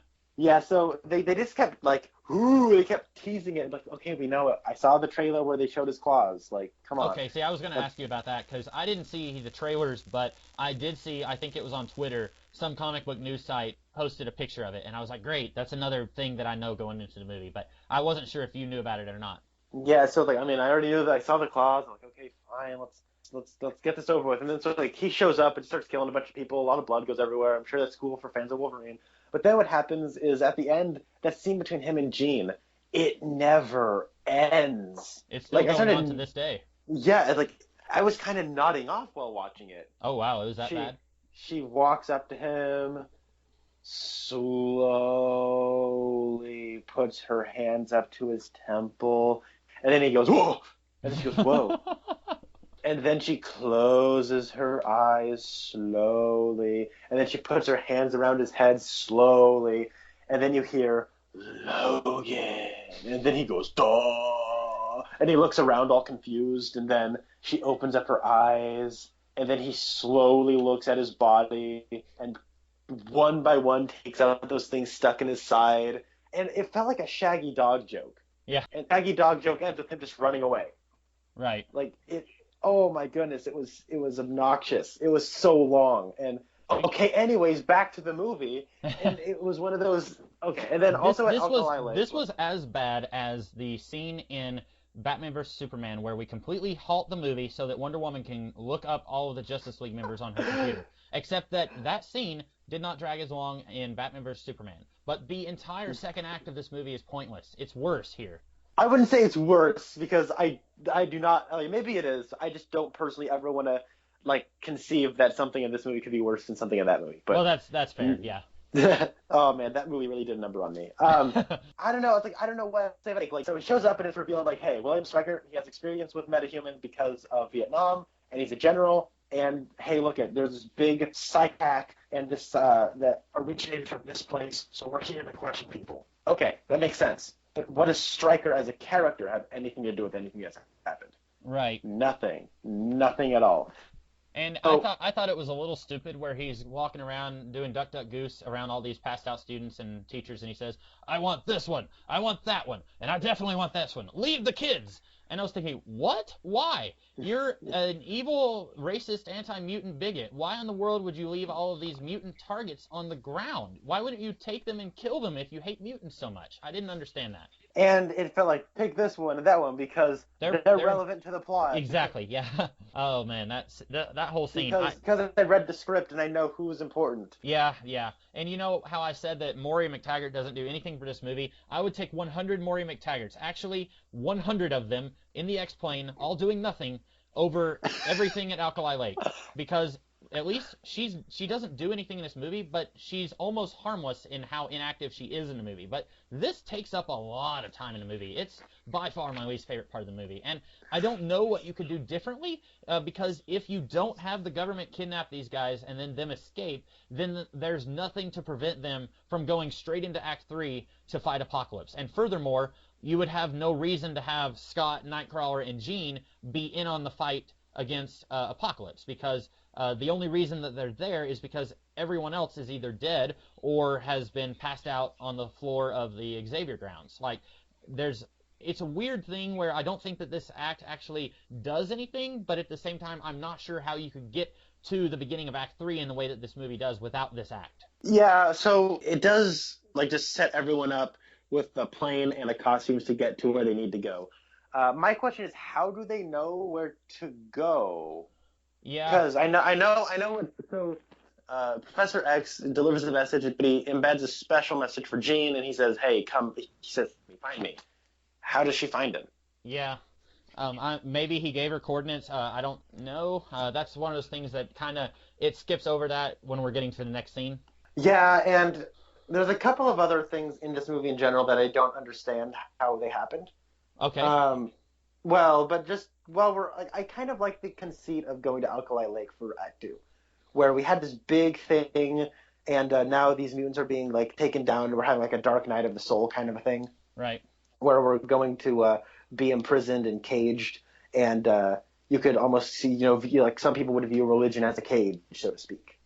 Like there's something there. There's something interesting, but they don't really do that because they don't really continue the movie's themes. The movie just kind of hits the brakes and becomes a right giant salute before. Yeah. But it was like a gigantic crap hitting the fan. Yeah. It was like the mansion got blown up, and then the professor got kidnapped, and Quicksilver showed up and saved everyone, and it got really nuts, and then just halts the brakes, and then now we're gonna keep going. It was weird. Yeah, and since you mentioned the Quicksilver thing, I will say a lot of people are still going to like his scene in this movie. It's very similar to the scene in Days of Future Past, but instead of Time in a Bottle by Jim Croce, it's Sweet Dreams by Eurythmics. I will say I don't like it as much as the scene in Days of Future Past because I think it drags on a little too long. He is going through the entire mansion. We get to see him rescue 400 characters in the mansion, and it's funny, but it drags on. Like I think this scene could have been half the length of what it was in the movie, and it still would have been as funny. I think. Is this scene too long? Yeah. Is it tonally like jarring? Like right before it was a dramatic scene where like Havoc like, just blows up Cerebro and then Apocalypse shows up and then they blow up the thing and then all of a sudden it's this jarring transition to this comedic scene. Yes. And then it goes from that comedic scene to Cyclops crying that his brother is dead. Yeah. Yeah, you're right. All of this is not wrong. But I love like this scene so much. I cannot wait till this is in HD on YouTube and I'll just watch it on a repeat for hours and hours and hours. Because I'm not the biggest fan of that song, but I can't I'm think not of either. an. Was that? I'm not either. I don't really like that band very much. But I couldn't imagine another song I'd rather be listening to while watching him do that because on a filmmaking level, they did a really cool thing with that scene to begin with. Just the technology they used to capture that scene is endlessly fascinating, especially when you watch it. I could have watched that scene for 5 minutes, but it starts off like for me, it's just different enough that I still love it from the Days of Future Past scene. Yeah. I'll agree. Is it as good as the first one?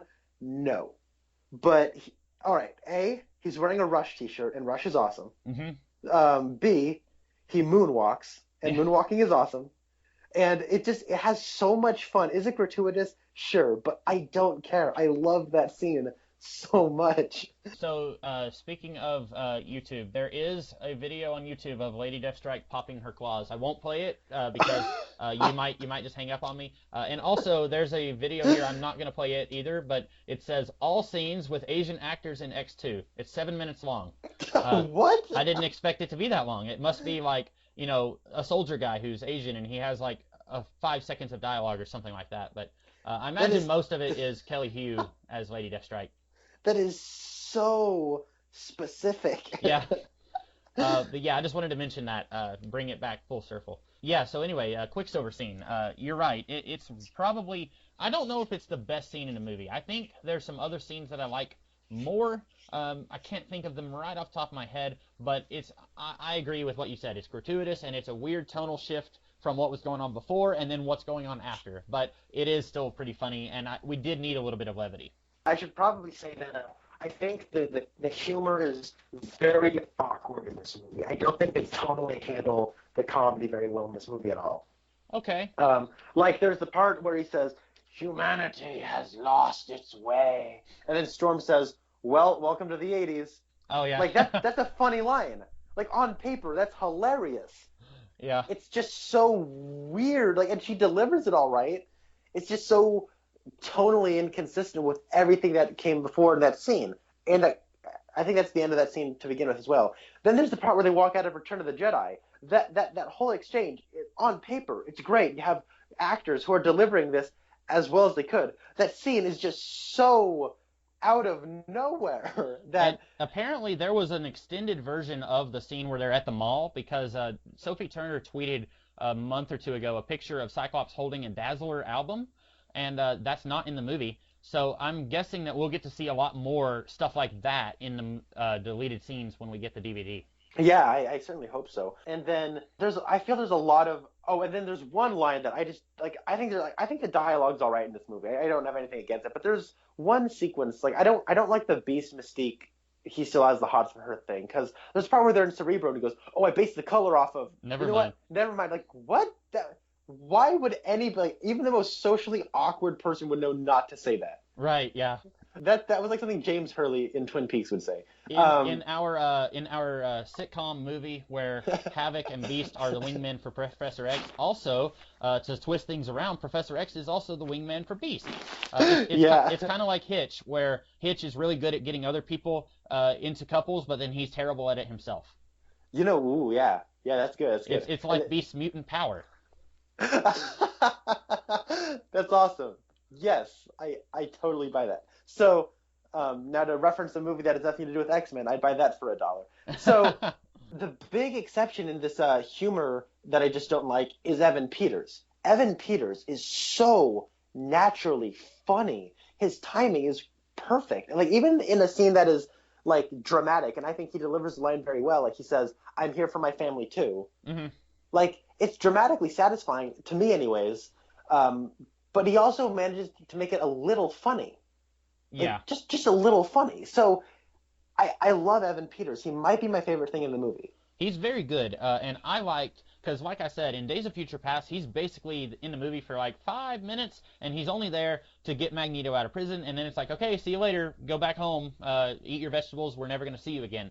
And then we see him for point 0.5 seconds later when Magneto is on TV. Well, then all of that is the reason why he's in this movie more. He comes and he does his scene in slow motion where he's rescuing everybody, and then he stays in the movie, and it works. It works very well. It does. I was proven wrong because in my review of Days of Future Past, I said that that would have gotten old after a while. It doesn't. It's still great. And he's not 100%, like you said, that he does have dramatic moments, but I think those are handled very well. Yeah, I really like Evan Peters. I want to say before I forget, how they made his scene in this movie is amazing. Hmm. So they have a camera called the Phantom, Yeah. and what they did was they actually took sets and blew them up. And then what they did was they took the Phantom and shot it at 90 miles an hour on a dolly. Huh. And then they had such a high frame rate that the frame rate on the Phantom is so high that at 90 miles an hour, they could practically freeze the images when you're playing it at 24 frames a second. Right. It's nuts. And so what they did was they did some interesting compositing and other effects to make it look like he's running on this exploding set. So I know I was talking with my brother, and he thought that the whole scene looked fake, Uh-huh. but like him running on the sets that are blowing up, and he says because the explosions just looked fake. And I was thinking, do you think we're hardwired to think slow mo looks a certain way? Um, I, I, Because when you actually look at like that is actually what something blowing up very slowly looks like. yeah. I didn't really think it looked fake. Then again, I've never seen somebody rescue an entire mansion of children in super speed, but I thought I wasn't taken out of the movie. There's also in that scene some a really interesting, like I don't want to say foreshadowing, but it's a little nod to what kind of a story it's in. So it shows a globe in one of the classrooms, and Oh a bunch yeah. of rocks just crumble in it. Yeah. Like, oh, hey, look at apocalypse, yeah, end of the world. Yeah, that's very true. So speaking of funny, I was really hoping that we would get, because we've got that one moment at the end of the movie when Charles and Eric are straight up repeating the end lines of the first movie, Yep. and I was kind of expecting different stuff like that throughout the movie because there was something else that was kind of a nod. Well, Nightcrawler's tattoos slash branding kind of looks the same as what it did in X2. But I was really expecting Storm to pull out, do you know what happens to Apocalypse when it gets struck by lightning? And the same thing that happens to everything else. Unfortunately, we didn't get that. That would have like tripled Storm's line count. I think she actually got less to do than Olivia Munn. I think. Whoa. I Whoa, mean, no. I don't know if basically she almost gets killed whenever she first meets Apocalypse, and then she's hanging out with him when he's recruiting his other horsemen, and then she fights who does she fight? And Beast fights Psylocke, and She fights Cyclops. okay, she fights him, and they have this extremely weird thing where she's striking lightning and he's doing the side blast, and they're like, not making any ground, that weird thing. But then at the end of the movie, she strikes Apocalypse. Like I like Storm, and I think that Alexander Shipp would have done a really excellent job if they had done more with her. But I still am falling down on they didn't do enough with her. Yeah, no, I'm not saying they made a particularly amazing character arc. I just think she did more than freaking Angel, who did less in this movie than he did in X-Men 3. Oh yeah, that's a deep insult. But you're not wrong. That's true. I don't know. Maybe I just really like this actress, but I feel like the Horsemen got robbed. They And did. They especially, all did, except for Magneto.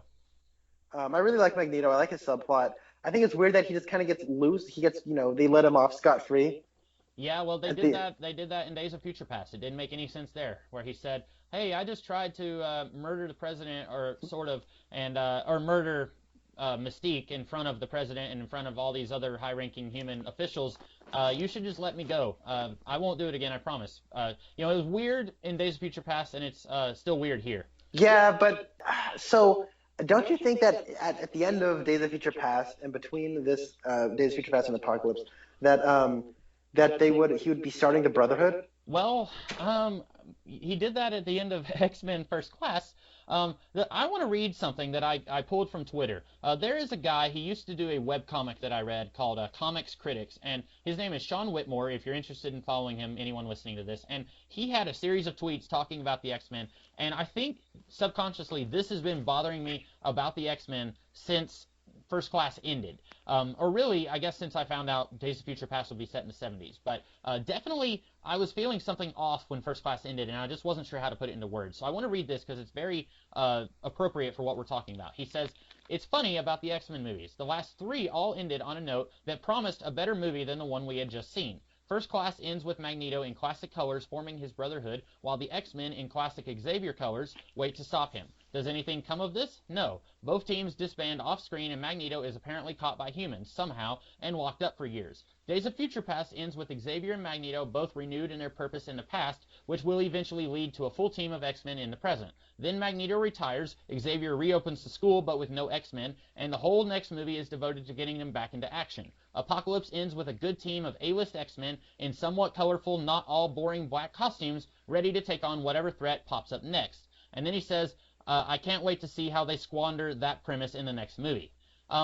Unfortunately, that is a huge problem with all of these movies since First Class, because they're jumping in time 10 years with each film, and I've been saying since day one that was a bad idea, that they should only jump in time like 2 years, and you were saying this didn't even have to be in the 80s, that it could have been a couple years after Days of Future Past. But I think when you're jumping so far in the future, you kind of have to either do one of two things. One, you say, all this really cool stuff happened in between these two movies that you will never get to see because we're skipping 10 years. Or you say nothing at all happened, and now we're having to get the band back together in each movie because we're jumping forward in time.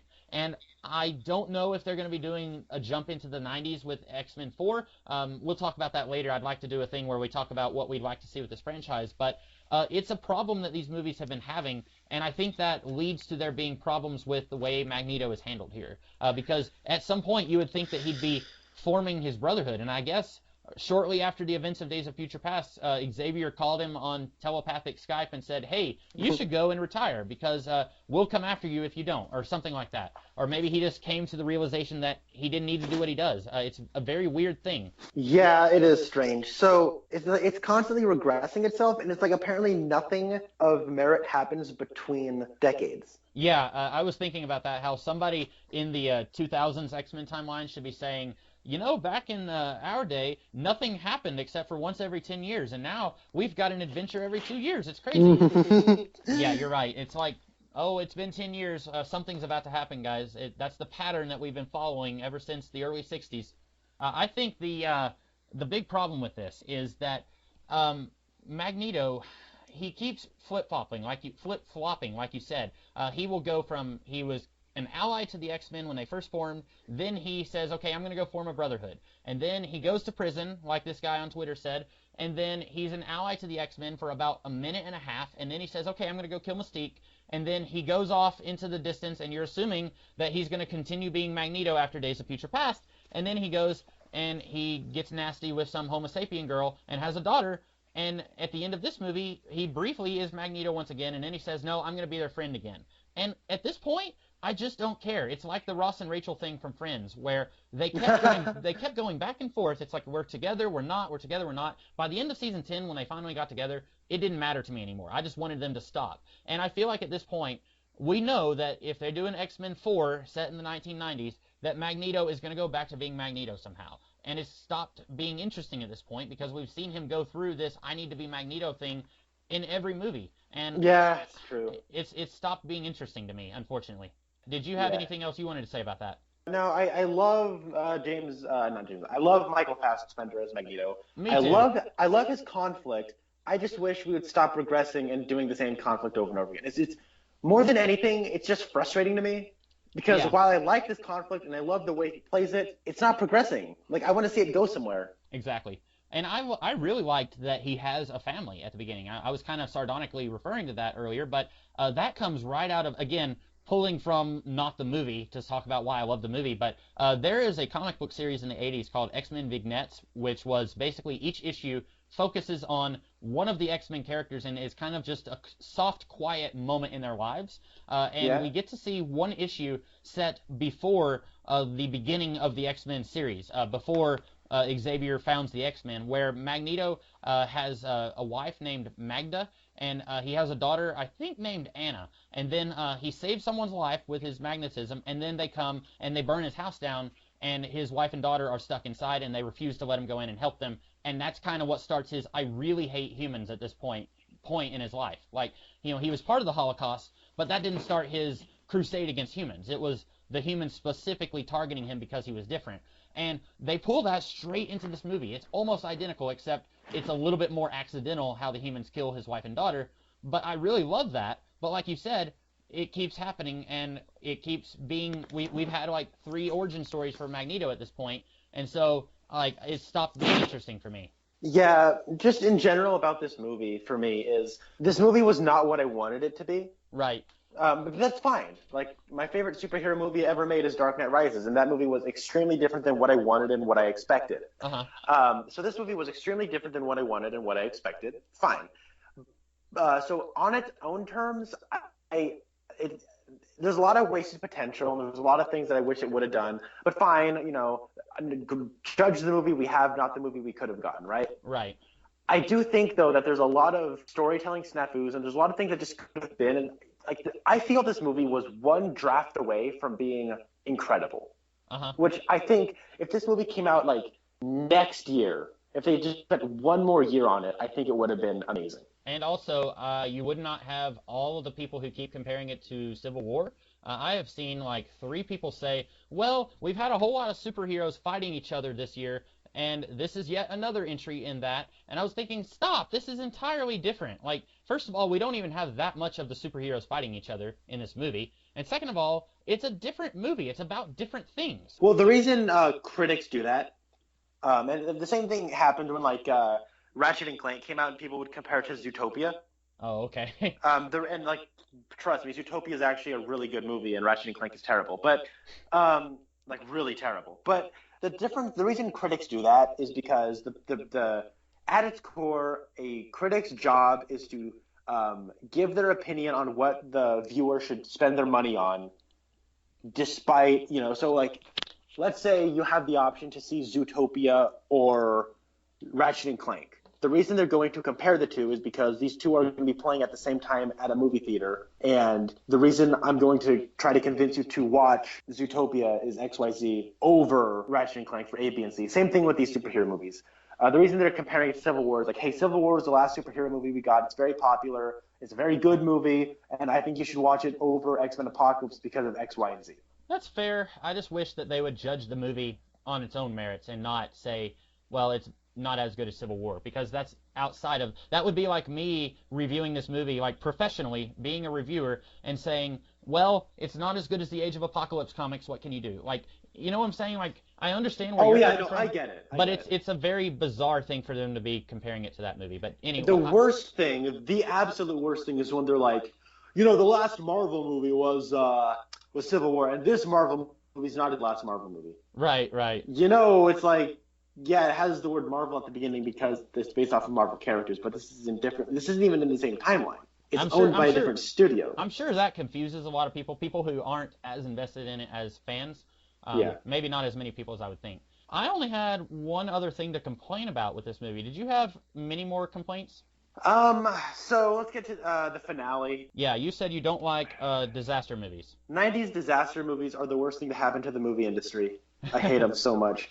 especially because Michael Bay ushered in a new era with Armageddon. That's like I like Independence Day as much as the next guy for schlocky fun, but I hate so many other things. Right. Like I hate the formula of let's have a bunch of parallel stories all getting affected by this big event, and then somehow all these people are going to find each other and overcome it together, and the dog will live. That's what I don't like about disaster movies. And this movie like kind of became one for a second there, where it was just a bunch of special effects and they're on a junkyard set and just things are flying around. It's a special effects reel. And the first time I watched it, I wasn't too fond of it. And the second time I watched it, I liked it a little bit more because I do like Bryan Singer's direction during this movie. And I think the editing is actually really good.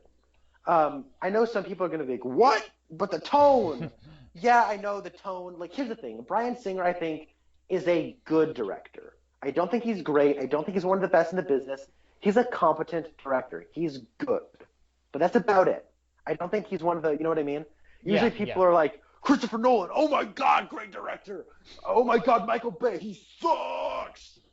And yeah, those are my personal opinion. I think Christopher Nolan is a great director. I think Michael Bay sucks. And but I do think there's such thing as a middle ground as well. Oh, yeah. So, and that's something that, not to generalize, but superhero fans in general tend to do that. It's either the worst thing that they've ever seen in their life, or it's the best thing they've ever seen in their life.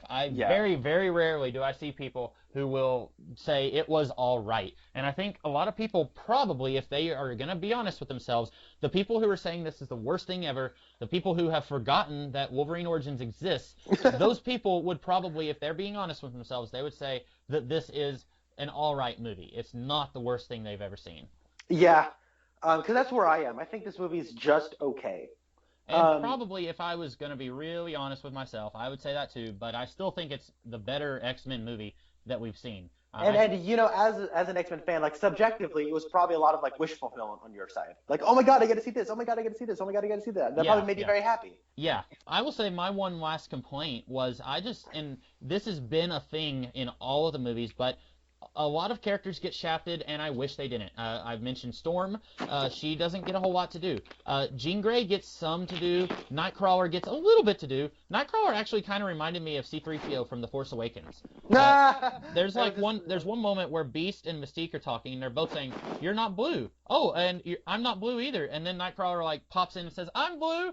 And he reminded me of in The Force Awakens when C-3PO pops in when Han and Leia are talking like first time they've seen each other in like 10 years or whatever, and 3PO says, "I bet you were wondering you didn't recognize me with my red arm." Like, it's very similar to that, where you've almost got a tender moment maybe, and then you've got a comedic moment to break it up. Like, I still liked him, but he doesn't get a whole lot to do. Like, I feel like Alan Cumming got more to do with Nightcrawler in X2. Maybe that's because there was fewer characters in X2. They were only adding really 2 extra characters in that movie, Pyro and Nightcrawler, whereas this movie adds a whole bunch of characters. And so it would be almost impossible for every single character in this movie to get something, because not only do you have an X-Men team, but you've also got a team of bad guys, and that would be very difficult. But it still kind of bothers me that a lot of these characters don't really get a lot to do, Psylocke and Storm and Angel being the big one. Like, I was looking on the Internet Movie Database, and all of these characters have like a real name listed beside their alias, except for Angel. He's the only one, I think, who it just says Angel. And for anyone out there who's like a hard continuity geek, and they're saying, "Oh, but Angel was a teenager in X3, and he's a teenager here. How does that work?" There's this very bizarre fan theory that this is like an older brother, or maybe even his father. It's a very bizarre fan theory, because in X3, Warren Worthington II says, "Not you too," and so maybe he's related to the Warren from that movie. I don't know. But at this point, continuity errors just don't bother me anymore, because we've had so many of them in these movies. It's also a new timeline. They can do whatever they want. Well, to a point. It still bothers me that this is a timeline that's still connected to the old timeline, and it's a reboot via time travel. So in theory, Angel, who was a teenager in X-Men The Last Stand, should still be a teenager in the mid-2000s in this new timeline. He shouldn't suddenly be born 20 years earlier. But that's understandable. It is what it is. It doesn't bother me like it used to. Like, it used to really bother me, and I would rack my brain. Like, I actually had justifications for every continuity error up to First Class, I think. There was, I think, one that I didn't really have one for, but, like, Charles Xavier walking in Wolverine Origins, I had a justification for it. I said that's just a telepathic hallucination that they're all seeing. He's actually in the helicopter waiting for them. I had stuff like that where I could say it's not a problem because you can make it work. But at this point, I've just given up doing that, and it is what it is. Yeah. At this point, it's like, yeah, whatever happens, happens. If you don't have any other complaints or praises for the movie, did you have anything else? I do want to talk about just Bryan Singer as a director. I like the way he directs these movies. Yeah. Because he approaches them more like a grounded thriller before he directs them as superhero movies. Yeah, and I think there's a lot of X-Men fans who hate him because of that. I cannot tell you how many hard X-Men fans just really cannot stand him because it's not air quotes comic booky enough. They don't like that we don't get to see Wolverine's yellow costume, which would look ridiculous in a movie. People are saying, I hope that he can wear the mask in the next movie, even though it would make absolutely no sense for him to wear a mask because no one else wears masks in these movies. Stuff like that people are really upset that he doesn't have it be full-on superhero costumes. And to me, like you said, he's approaching it as a movie, not as a superhero movie. Yeah, and I like that because here's the okay. Even going back all the way to the other movies, like the old ones, he has the way he moves the camera is very distinct. Mm-hmm. It's almost as if like things like freeze frame, or freeze, and then he kind of moves it around, and then the scene continues when he gets to that vantage point. Yeah.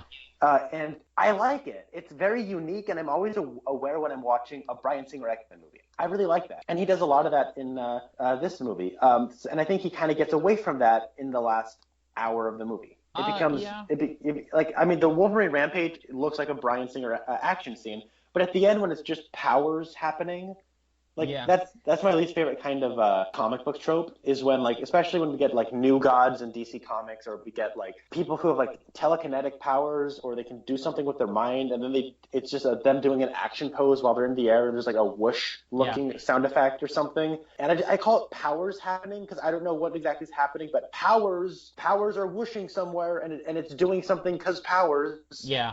That was kind of what I was getting at. It was that at the end of the movie, the only reason Apocalypse is defeated is because Jean, Storm, and Magneto all decide maybe we should attack him.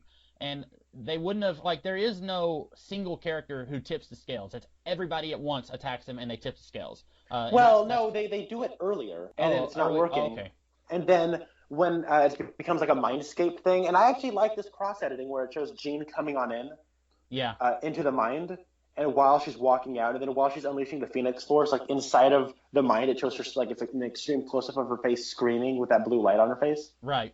And the way it cuts between the two was really effective. I liked that quite a bit. It was a nice. I mean, I'm not particularly invested in that scene every time I watch it, but it's surprisingly satisfying watching that. Yeah.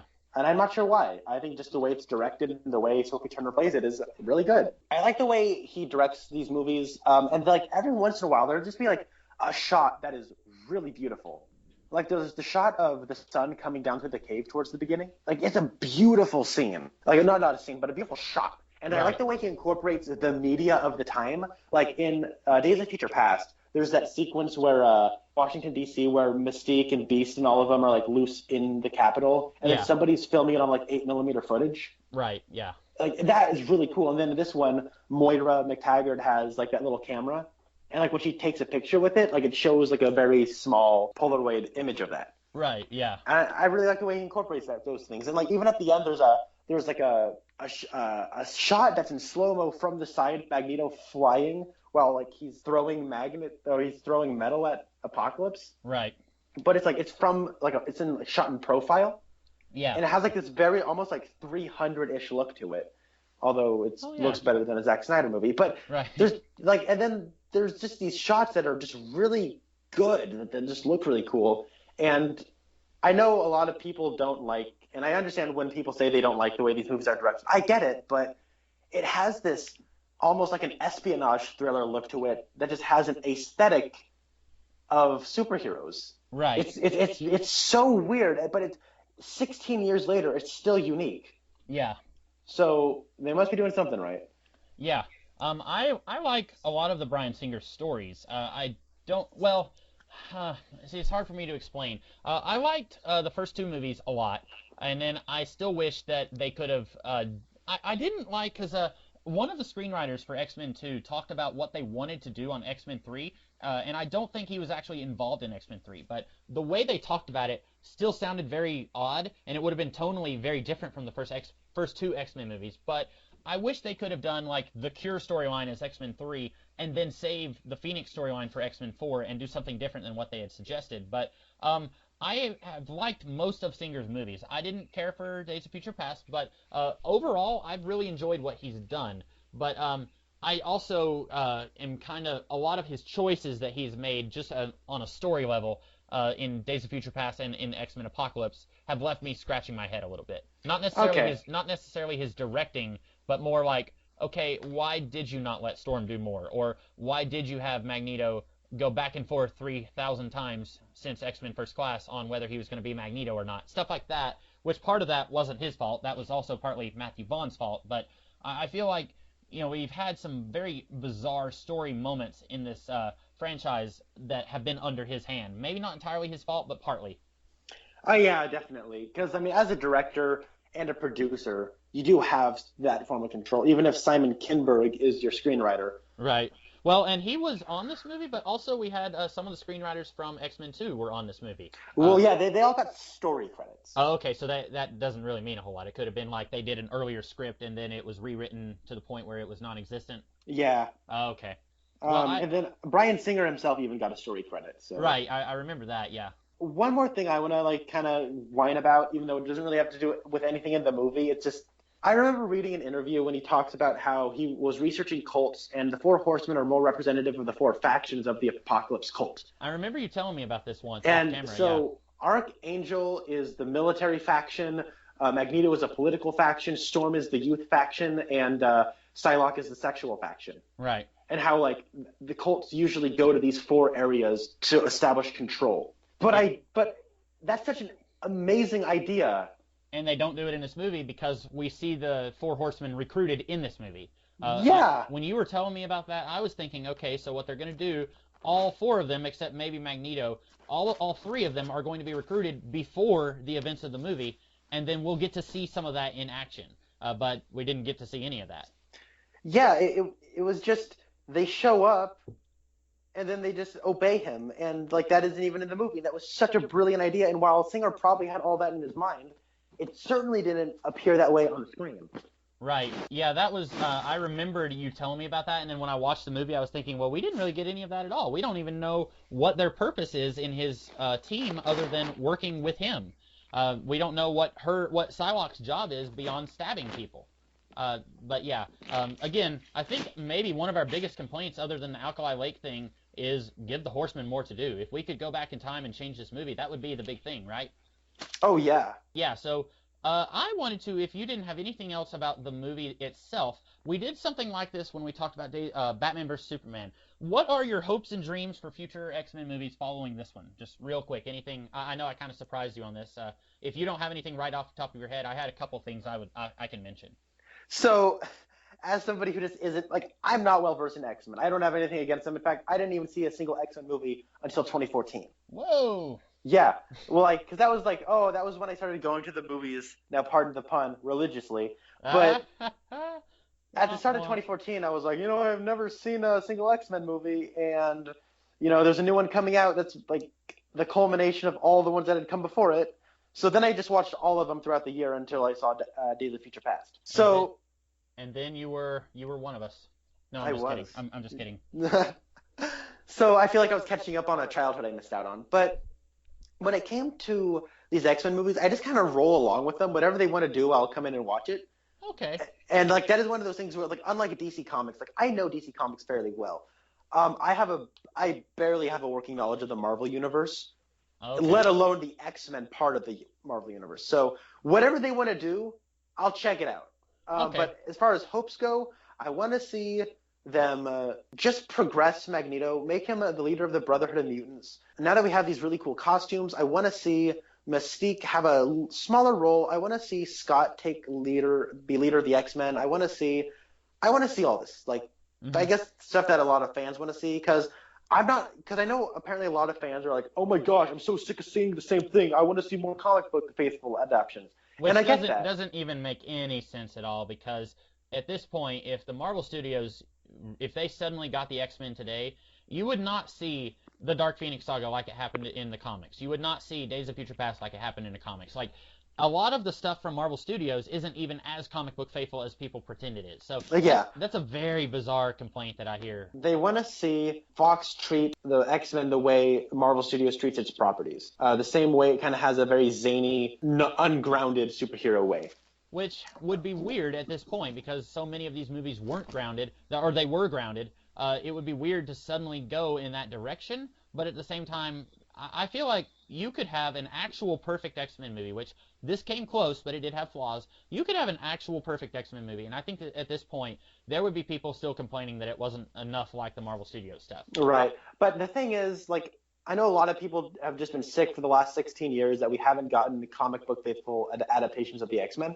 Yeah. And they're like, oh my God, we're finally getting something that slightly resembles that. Me, personally, I have nothing against what they've been doing for the last 16 years. I mean, I have something against X-Men Origins Wolverine because it was terrible. But at this point, I'm like, cool. We got all those movies. Let's try to change it up a little bit because it has been getting slightly repetitive. Yeah. So I had some more specific things in mind, mostly because I've been pondering this since I saw the movie. But so you mentioned that they want to do the Boba Fett thing with Psylocke, and I really hope that they do. I would love to see her come back and actually do something. And this would really, in my mind, this would only work if they stopped doing the decade jumps. But I have a feeling that they're going to do a jump into the 90s, and it probably wouldn't make any sense to have Psylocke be in hiding for 10 years, gathering her power so she can attack the X-Men or whatever. But I would like to, I know that Bryan Singer, at one point, he hinted that he wanted to do the Dark Phoenix saga again. Or I guess this will be the first time for him because he didn't have anything to do with it the first time. But it was recently posted, as of the time of this recording, 3 hours ago. Comic Book Resources said that Bryan Singer is temporarily stepping away from the X-Men, but not forever. So it sounds a lot like what happened in the early 2000s, where he did X-Men 2, everyone loved it, and then he said, I want to take a break from the X-Men and do Superman Returns. Can you wait for me? And Fox said, no, we're going to go ahead and do it now. In fact, we're going to go ahead and jump right into it. And a big reason why X-Men The Last Stand, like half of those characters barely get anything to do is because they were in the middle of production on other movies. Anna Paquin and what's-her-face, Rebecca Romaine, both of them were right in the middle of production on other films, so they only had time to come in and do a few scenes. And I fear that that's what's going to happen now, except that since we just got X-Men Apocalypse, I'm hoping that the studio will say, okay, we're going to go in a different direction. We're not going to have Bryan Singer do the next movie, but he can come back anytime he wants, maybe. But we're going to get somebody else to do the next X-Men movie. And you know what? Here's what I would like regarding that, because it's the first time I'm hearing that information. Mm-hmm. Yeah, it just posted like right when we started doing the podcast, or just a little bit before. So what I would love to see is this year perfect. Like this break, I think is what Singer needs. This like him taking a break is what I think made Days of Future so amazing. And then this one felt a little rushed, like they were trying to get it out in 2 years instead of 3. Yeah. Like what happened with Iron Man 2. This is not as bad as Iron Man 2. No. By any means. And I know some people still are complaining about this movie, saying that it's just a bunch of setup for future X-Men movies, which I disagree with. Yeah, but, I don't buy that. No. But the thing is, if Bryan Singer is going to take a break, not forever, but he will come back. That's his plan, anyway. But then this is Fox's perfect chance to just do a bunch of spin-off movies. Do your Deadpool 2. Do your X-Force. Do your Gambit movie. Like, you can just give us a bunch of spin-off movies, and then while you're filling us with a bunch of, mutant movies, X-Men spin-offs, Bryan Singer can take his break, come on back, and then maybe, in like 5 years, he'll be doing his own take on the Dark Phoenix saga, right? Yeah, and then maybe in 5 years, these people will have aged enough so that when you put makeup on them, they could look like 10 years have passed if we're going to jump to the 90s. Right, which is something that's kind of been bizarre about this, how, like we mentioned earlier, how Lucas Till does not look like he's 20 years older than he did in First Class and stuff like that. Like First Class was 5 years ago. Right. I would say I think that that's what a lot of people would want, but a lot of other people would say that they're happy that Bryan Singer is potentially leaving. Me, I would like to see more X-Men movies, not necessarily spin-offs. I mean, I will watch some spin-offs. If they do an X-Force movie, they've been talking about it since before Days of Future Past came out. If they do an X-Force movie, I will probably watch it. if they do a New Mutants movie, or if they do, I don't really care about Deadpool, so I probably won't watch Deadpool 2, but if they did like a Storm solo movie, or the screenwriters for X-Men 2, in the commentary for that movie, they said that they wanted to do a Mystique in the Cold War, which I guess now you wouldn't really be able to do that because she's firmly in the X-Men in the 80s, so that would be a little weird to try and do a solo movie with Mystique in the Cold War, but it would be so cool because espionage. yeah, it would be amazing, and I'm still upset that we haven't gotten that movie. But I would like to see spin-off movies, but I would also like to see them continue doing team movies with this group. I would like to see some other director, like I'd like to see Matthew Vaughn come back. I know that he was kind of burnt out after doing one movie, but ever since Bryan Singer came on to do Days of Future Past, I was saying that it would have been really cool if the two of them together could be like alternating. Like let Matthew Vaughn do one movie, let Bryan Singer do another movie, and then that gives them the chance to also do the movies that they want to do. And Fox can keep churning out these X-Men movies, and they're not going to lose the properties to Marvel Studios, which is a big thing they've been afraid of for a long time. Like, they rushed X-Men Origins Wolverine and they rushed First Class because they didn't want the properties to go back to Marvel Studios. Yeah, so Matthew Vaughn and Bryan Singer are, like, really good friends. Oh, yeah? And I think, now don't quote me on this, but I think Matthew Vaughn is actually Bryan Singer's protege. Okay. There was like an apprenticeship or something. Right. If that's the case, like, I know Bryan Singer was a producer on First Class. Yes. I know that Matthew Vaughn was Bryan Singer's pick for the third X-Men movie. Yeah, and then that would have been really amazing. And then when Matthew Vaughn wanted more time, they denied him, so he said, "Fine, I'm just going to leave." Yeah. And then they got Brett Ratner, who is like, "Hey, now if Zack Snyder is Michael Bay's douchey cousin, then Zack Snyder is like the douchey college artiste dude version of Michael Bay. Yeah. Then Brett Ratner's the frat version of Zack Snyder. Yeah. Like just that kind of obnoxious filmmaker guy. So if you brought Matthew Vaughn in, then there could be a correspondence between Bryan Singer to talk about what they want to do. If they're going to make another X-Men movie between this one and Bryan Singer's next one, and you get Matthew Vaughn to do it, they could have a discussion. So you know what I mean? There could be a discussion there. Yeah, and I would be totally down for that. My big thing, I had two ideas for what they could do for the next movie, and I highly doubt that either one will happen. Number one, Bryan Singer, before he said that he wanted to take some time off from the X-Men, he said that he was thinking about doing Dark Phoenix Saga, which now that he said he wants to take a break, I don't know if the studio is going to let him take as much time as he wants, or if they're going to go ahead and find another director to replace him. I don't know. I have a feeling. If the numbers, I really hope the numbers will speak for themselves. Right, which a lot of people are saying, oh no, it only did 80 million, and I'm thinking that's pretty good. It's like beat every other movie that came out this weekend. So I don't know. I think that I'm hoping that it does good, but we'll see. But the two things that I would like to see, you mentioned that they're wanting to do Psylocke is kind of the Boba Fett, like she shows up, she doesn't do anything, but she'll be back later, and everyone will love her.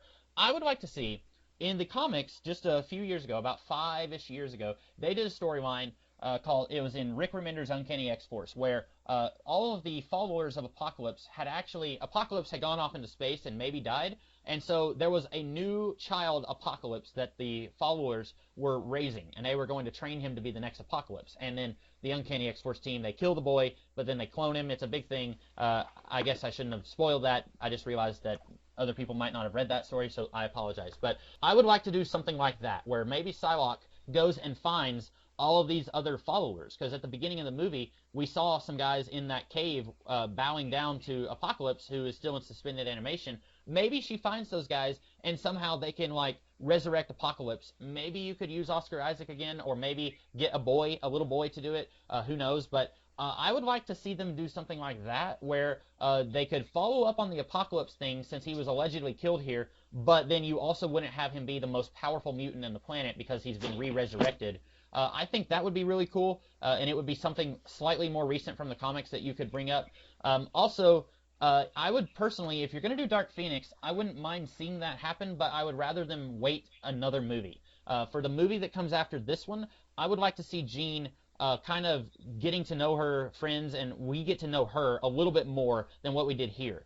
Because Here, we just barely get to know her, and I do not want them to go from here immediately to Dark Phoenix. I would like for them to hold that and wait a little bit. Let the next movie, she can have Phoenix powers, but she's not dark yet. That's what I would do.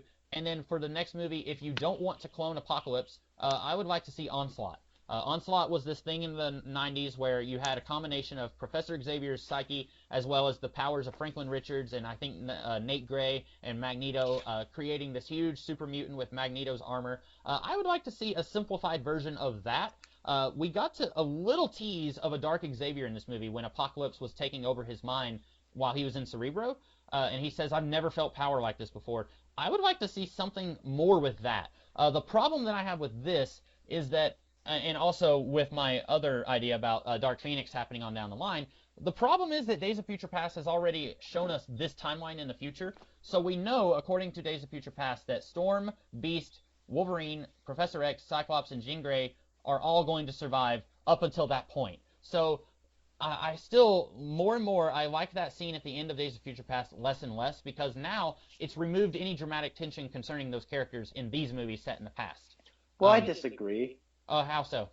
I mean, you just because you know how something will eventually turn out, you don't know how it's going to get there. Well, that's true, but I guess like there's no way that they're going to do a surprise kill. In the next movie, if you wanted to kill somebody off, like this one did it with Havoc, who's a character we've barely seen in these movies, so it didn't quite have the emotional weight that I think they wanted it to have. But if you wanted to have something really powerful like that, then you wouldn't be able to do that with these characters unless you then later say at some point in between now and the future they are resurrected or something like that. Yeah, I agree. You know, the guy who plays Havoc, Lucas Till, I thought that was Jesse Plemons for a long time. The guy who played who? The guy who plays Havoc. Oh, yeah, he does kind of look like Jesse Plemons a little bit. Not like a whole lot if you look right at him, but just from a glance, yeah. Yeah, and if you guys are unfamiliar with Jesse Plemons, he is Meth Damon from Breaking Bad. So there's one thing I totally forgot about that I don't like about the movie. Oh yeah, what's that? Not even really I don't like about it, it's just like a problem, like an objective problem. So there's that really annoying bald guy who looks like he walked off of the set of the show Gotham. Caliban, yeah. Yeah, Caliban. So he shows up, he's like, Caliban, so he says, oh yeah, your friend Eric Lenter, he showed up, and he was found with the dead bodies of, they say he killed, they say in his wake he left the dead bodies of these police people and his wife and child. Yeah. Well, who knew about that? Yeah, that's a good point. And then later in the movie, at the clear end after they've defeated Apocalypse, on the news you hear, Magneto was among those who was reported to have saved the world from Apocalypse. Well, how did anyone know what happened? Right. Charles Xavier probably just told the media, oh, by the way, Magneto helped. You should mention that. Yeah, there was little things like that I didn't notice. I actually didn't really think about either of those things. But the big thing that bothered me, again, it's the Wolverine scene. He has the metal claws here. And it does not make any sense because at the end of Days of Future Past, Mystique is the one who rescues Wolverine from the lake. And she's pretending to be Stryker. So in theory, in this new timeline, he should have bone claws. He should not have ever been part of the Weapon X program unless the real Stryker found him somewhere else shortly after Days of Future Past and kidnapped him, which I guess happened. But I was kind of hoping that in this new altered timeline he would have bone claws. Since we already did that in The Wolverine, it would have been cool to have actually seen something like that stick around in this new timeline. But that was a minor thing, again. Like, it's not going to ruin the movie for me. But I will say, I think we both maybe felt about the same about this movie. I was afraid that it was going to be a situation where I would go into this and I would be, like, absolutely in love with the movie and you would hate it, and then one of us would convince the other one that we were right. But it looks like we both kind of felt about the same about it. Well, here's the way I see it. Like, there's enough about this movie that I like it, so when I talk to someone like you, we can talk about what we like about it, and we can admit that there's flaws. And if I could talk to somebody like our competitor on Who Reviews the Reviewer season 4, that Matt kid, he hated this movie. I saw that he hated it, and I was curious why. I didn't want to get in there just in case he would like skew my opinions before we recorded this.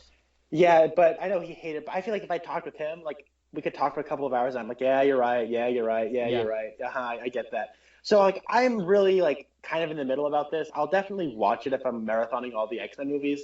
And there's enough things to make me, like, read into. I just wish it was more effectively told. Yeah. I wish it was more effective. I just wish it had more time to be a better movie.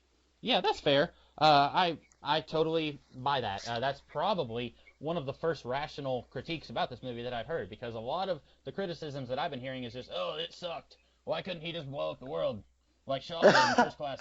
Which, oh man. Anyway, That is such a lame critique, because the it is. reason it's all about him being superior. That's his whole point. Yeah. And if he's not going to use a machine to destroy it, he's going to do it himself. Exactly. Like, Yeah. Well, if neither of us have anything else, and I don't at the moment, I don't think I have anything else. I might remember something later, but it's not a big thing. Then I guess we will go ahead and log off. This has been a little bit of a longer video than what we normally do, but we are talking about a full-length movie and not a TV show. But this is the Comics Kid 2099. And this is Connor Nielsen. And we will see you guys in the future. Have a good one.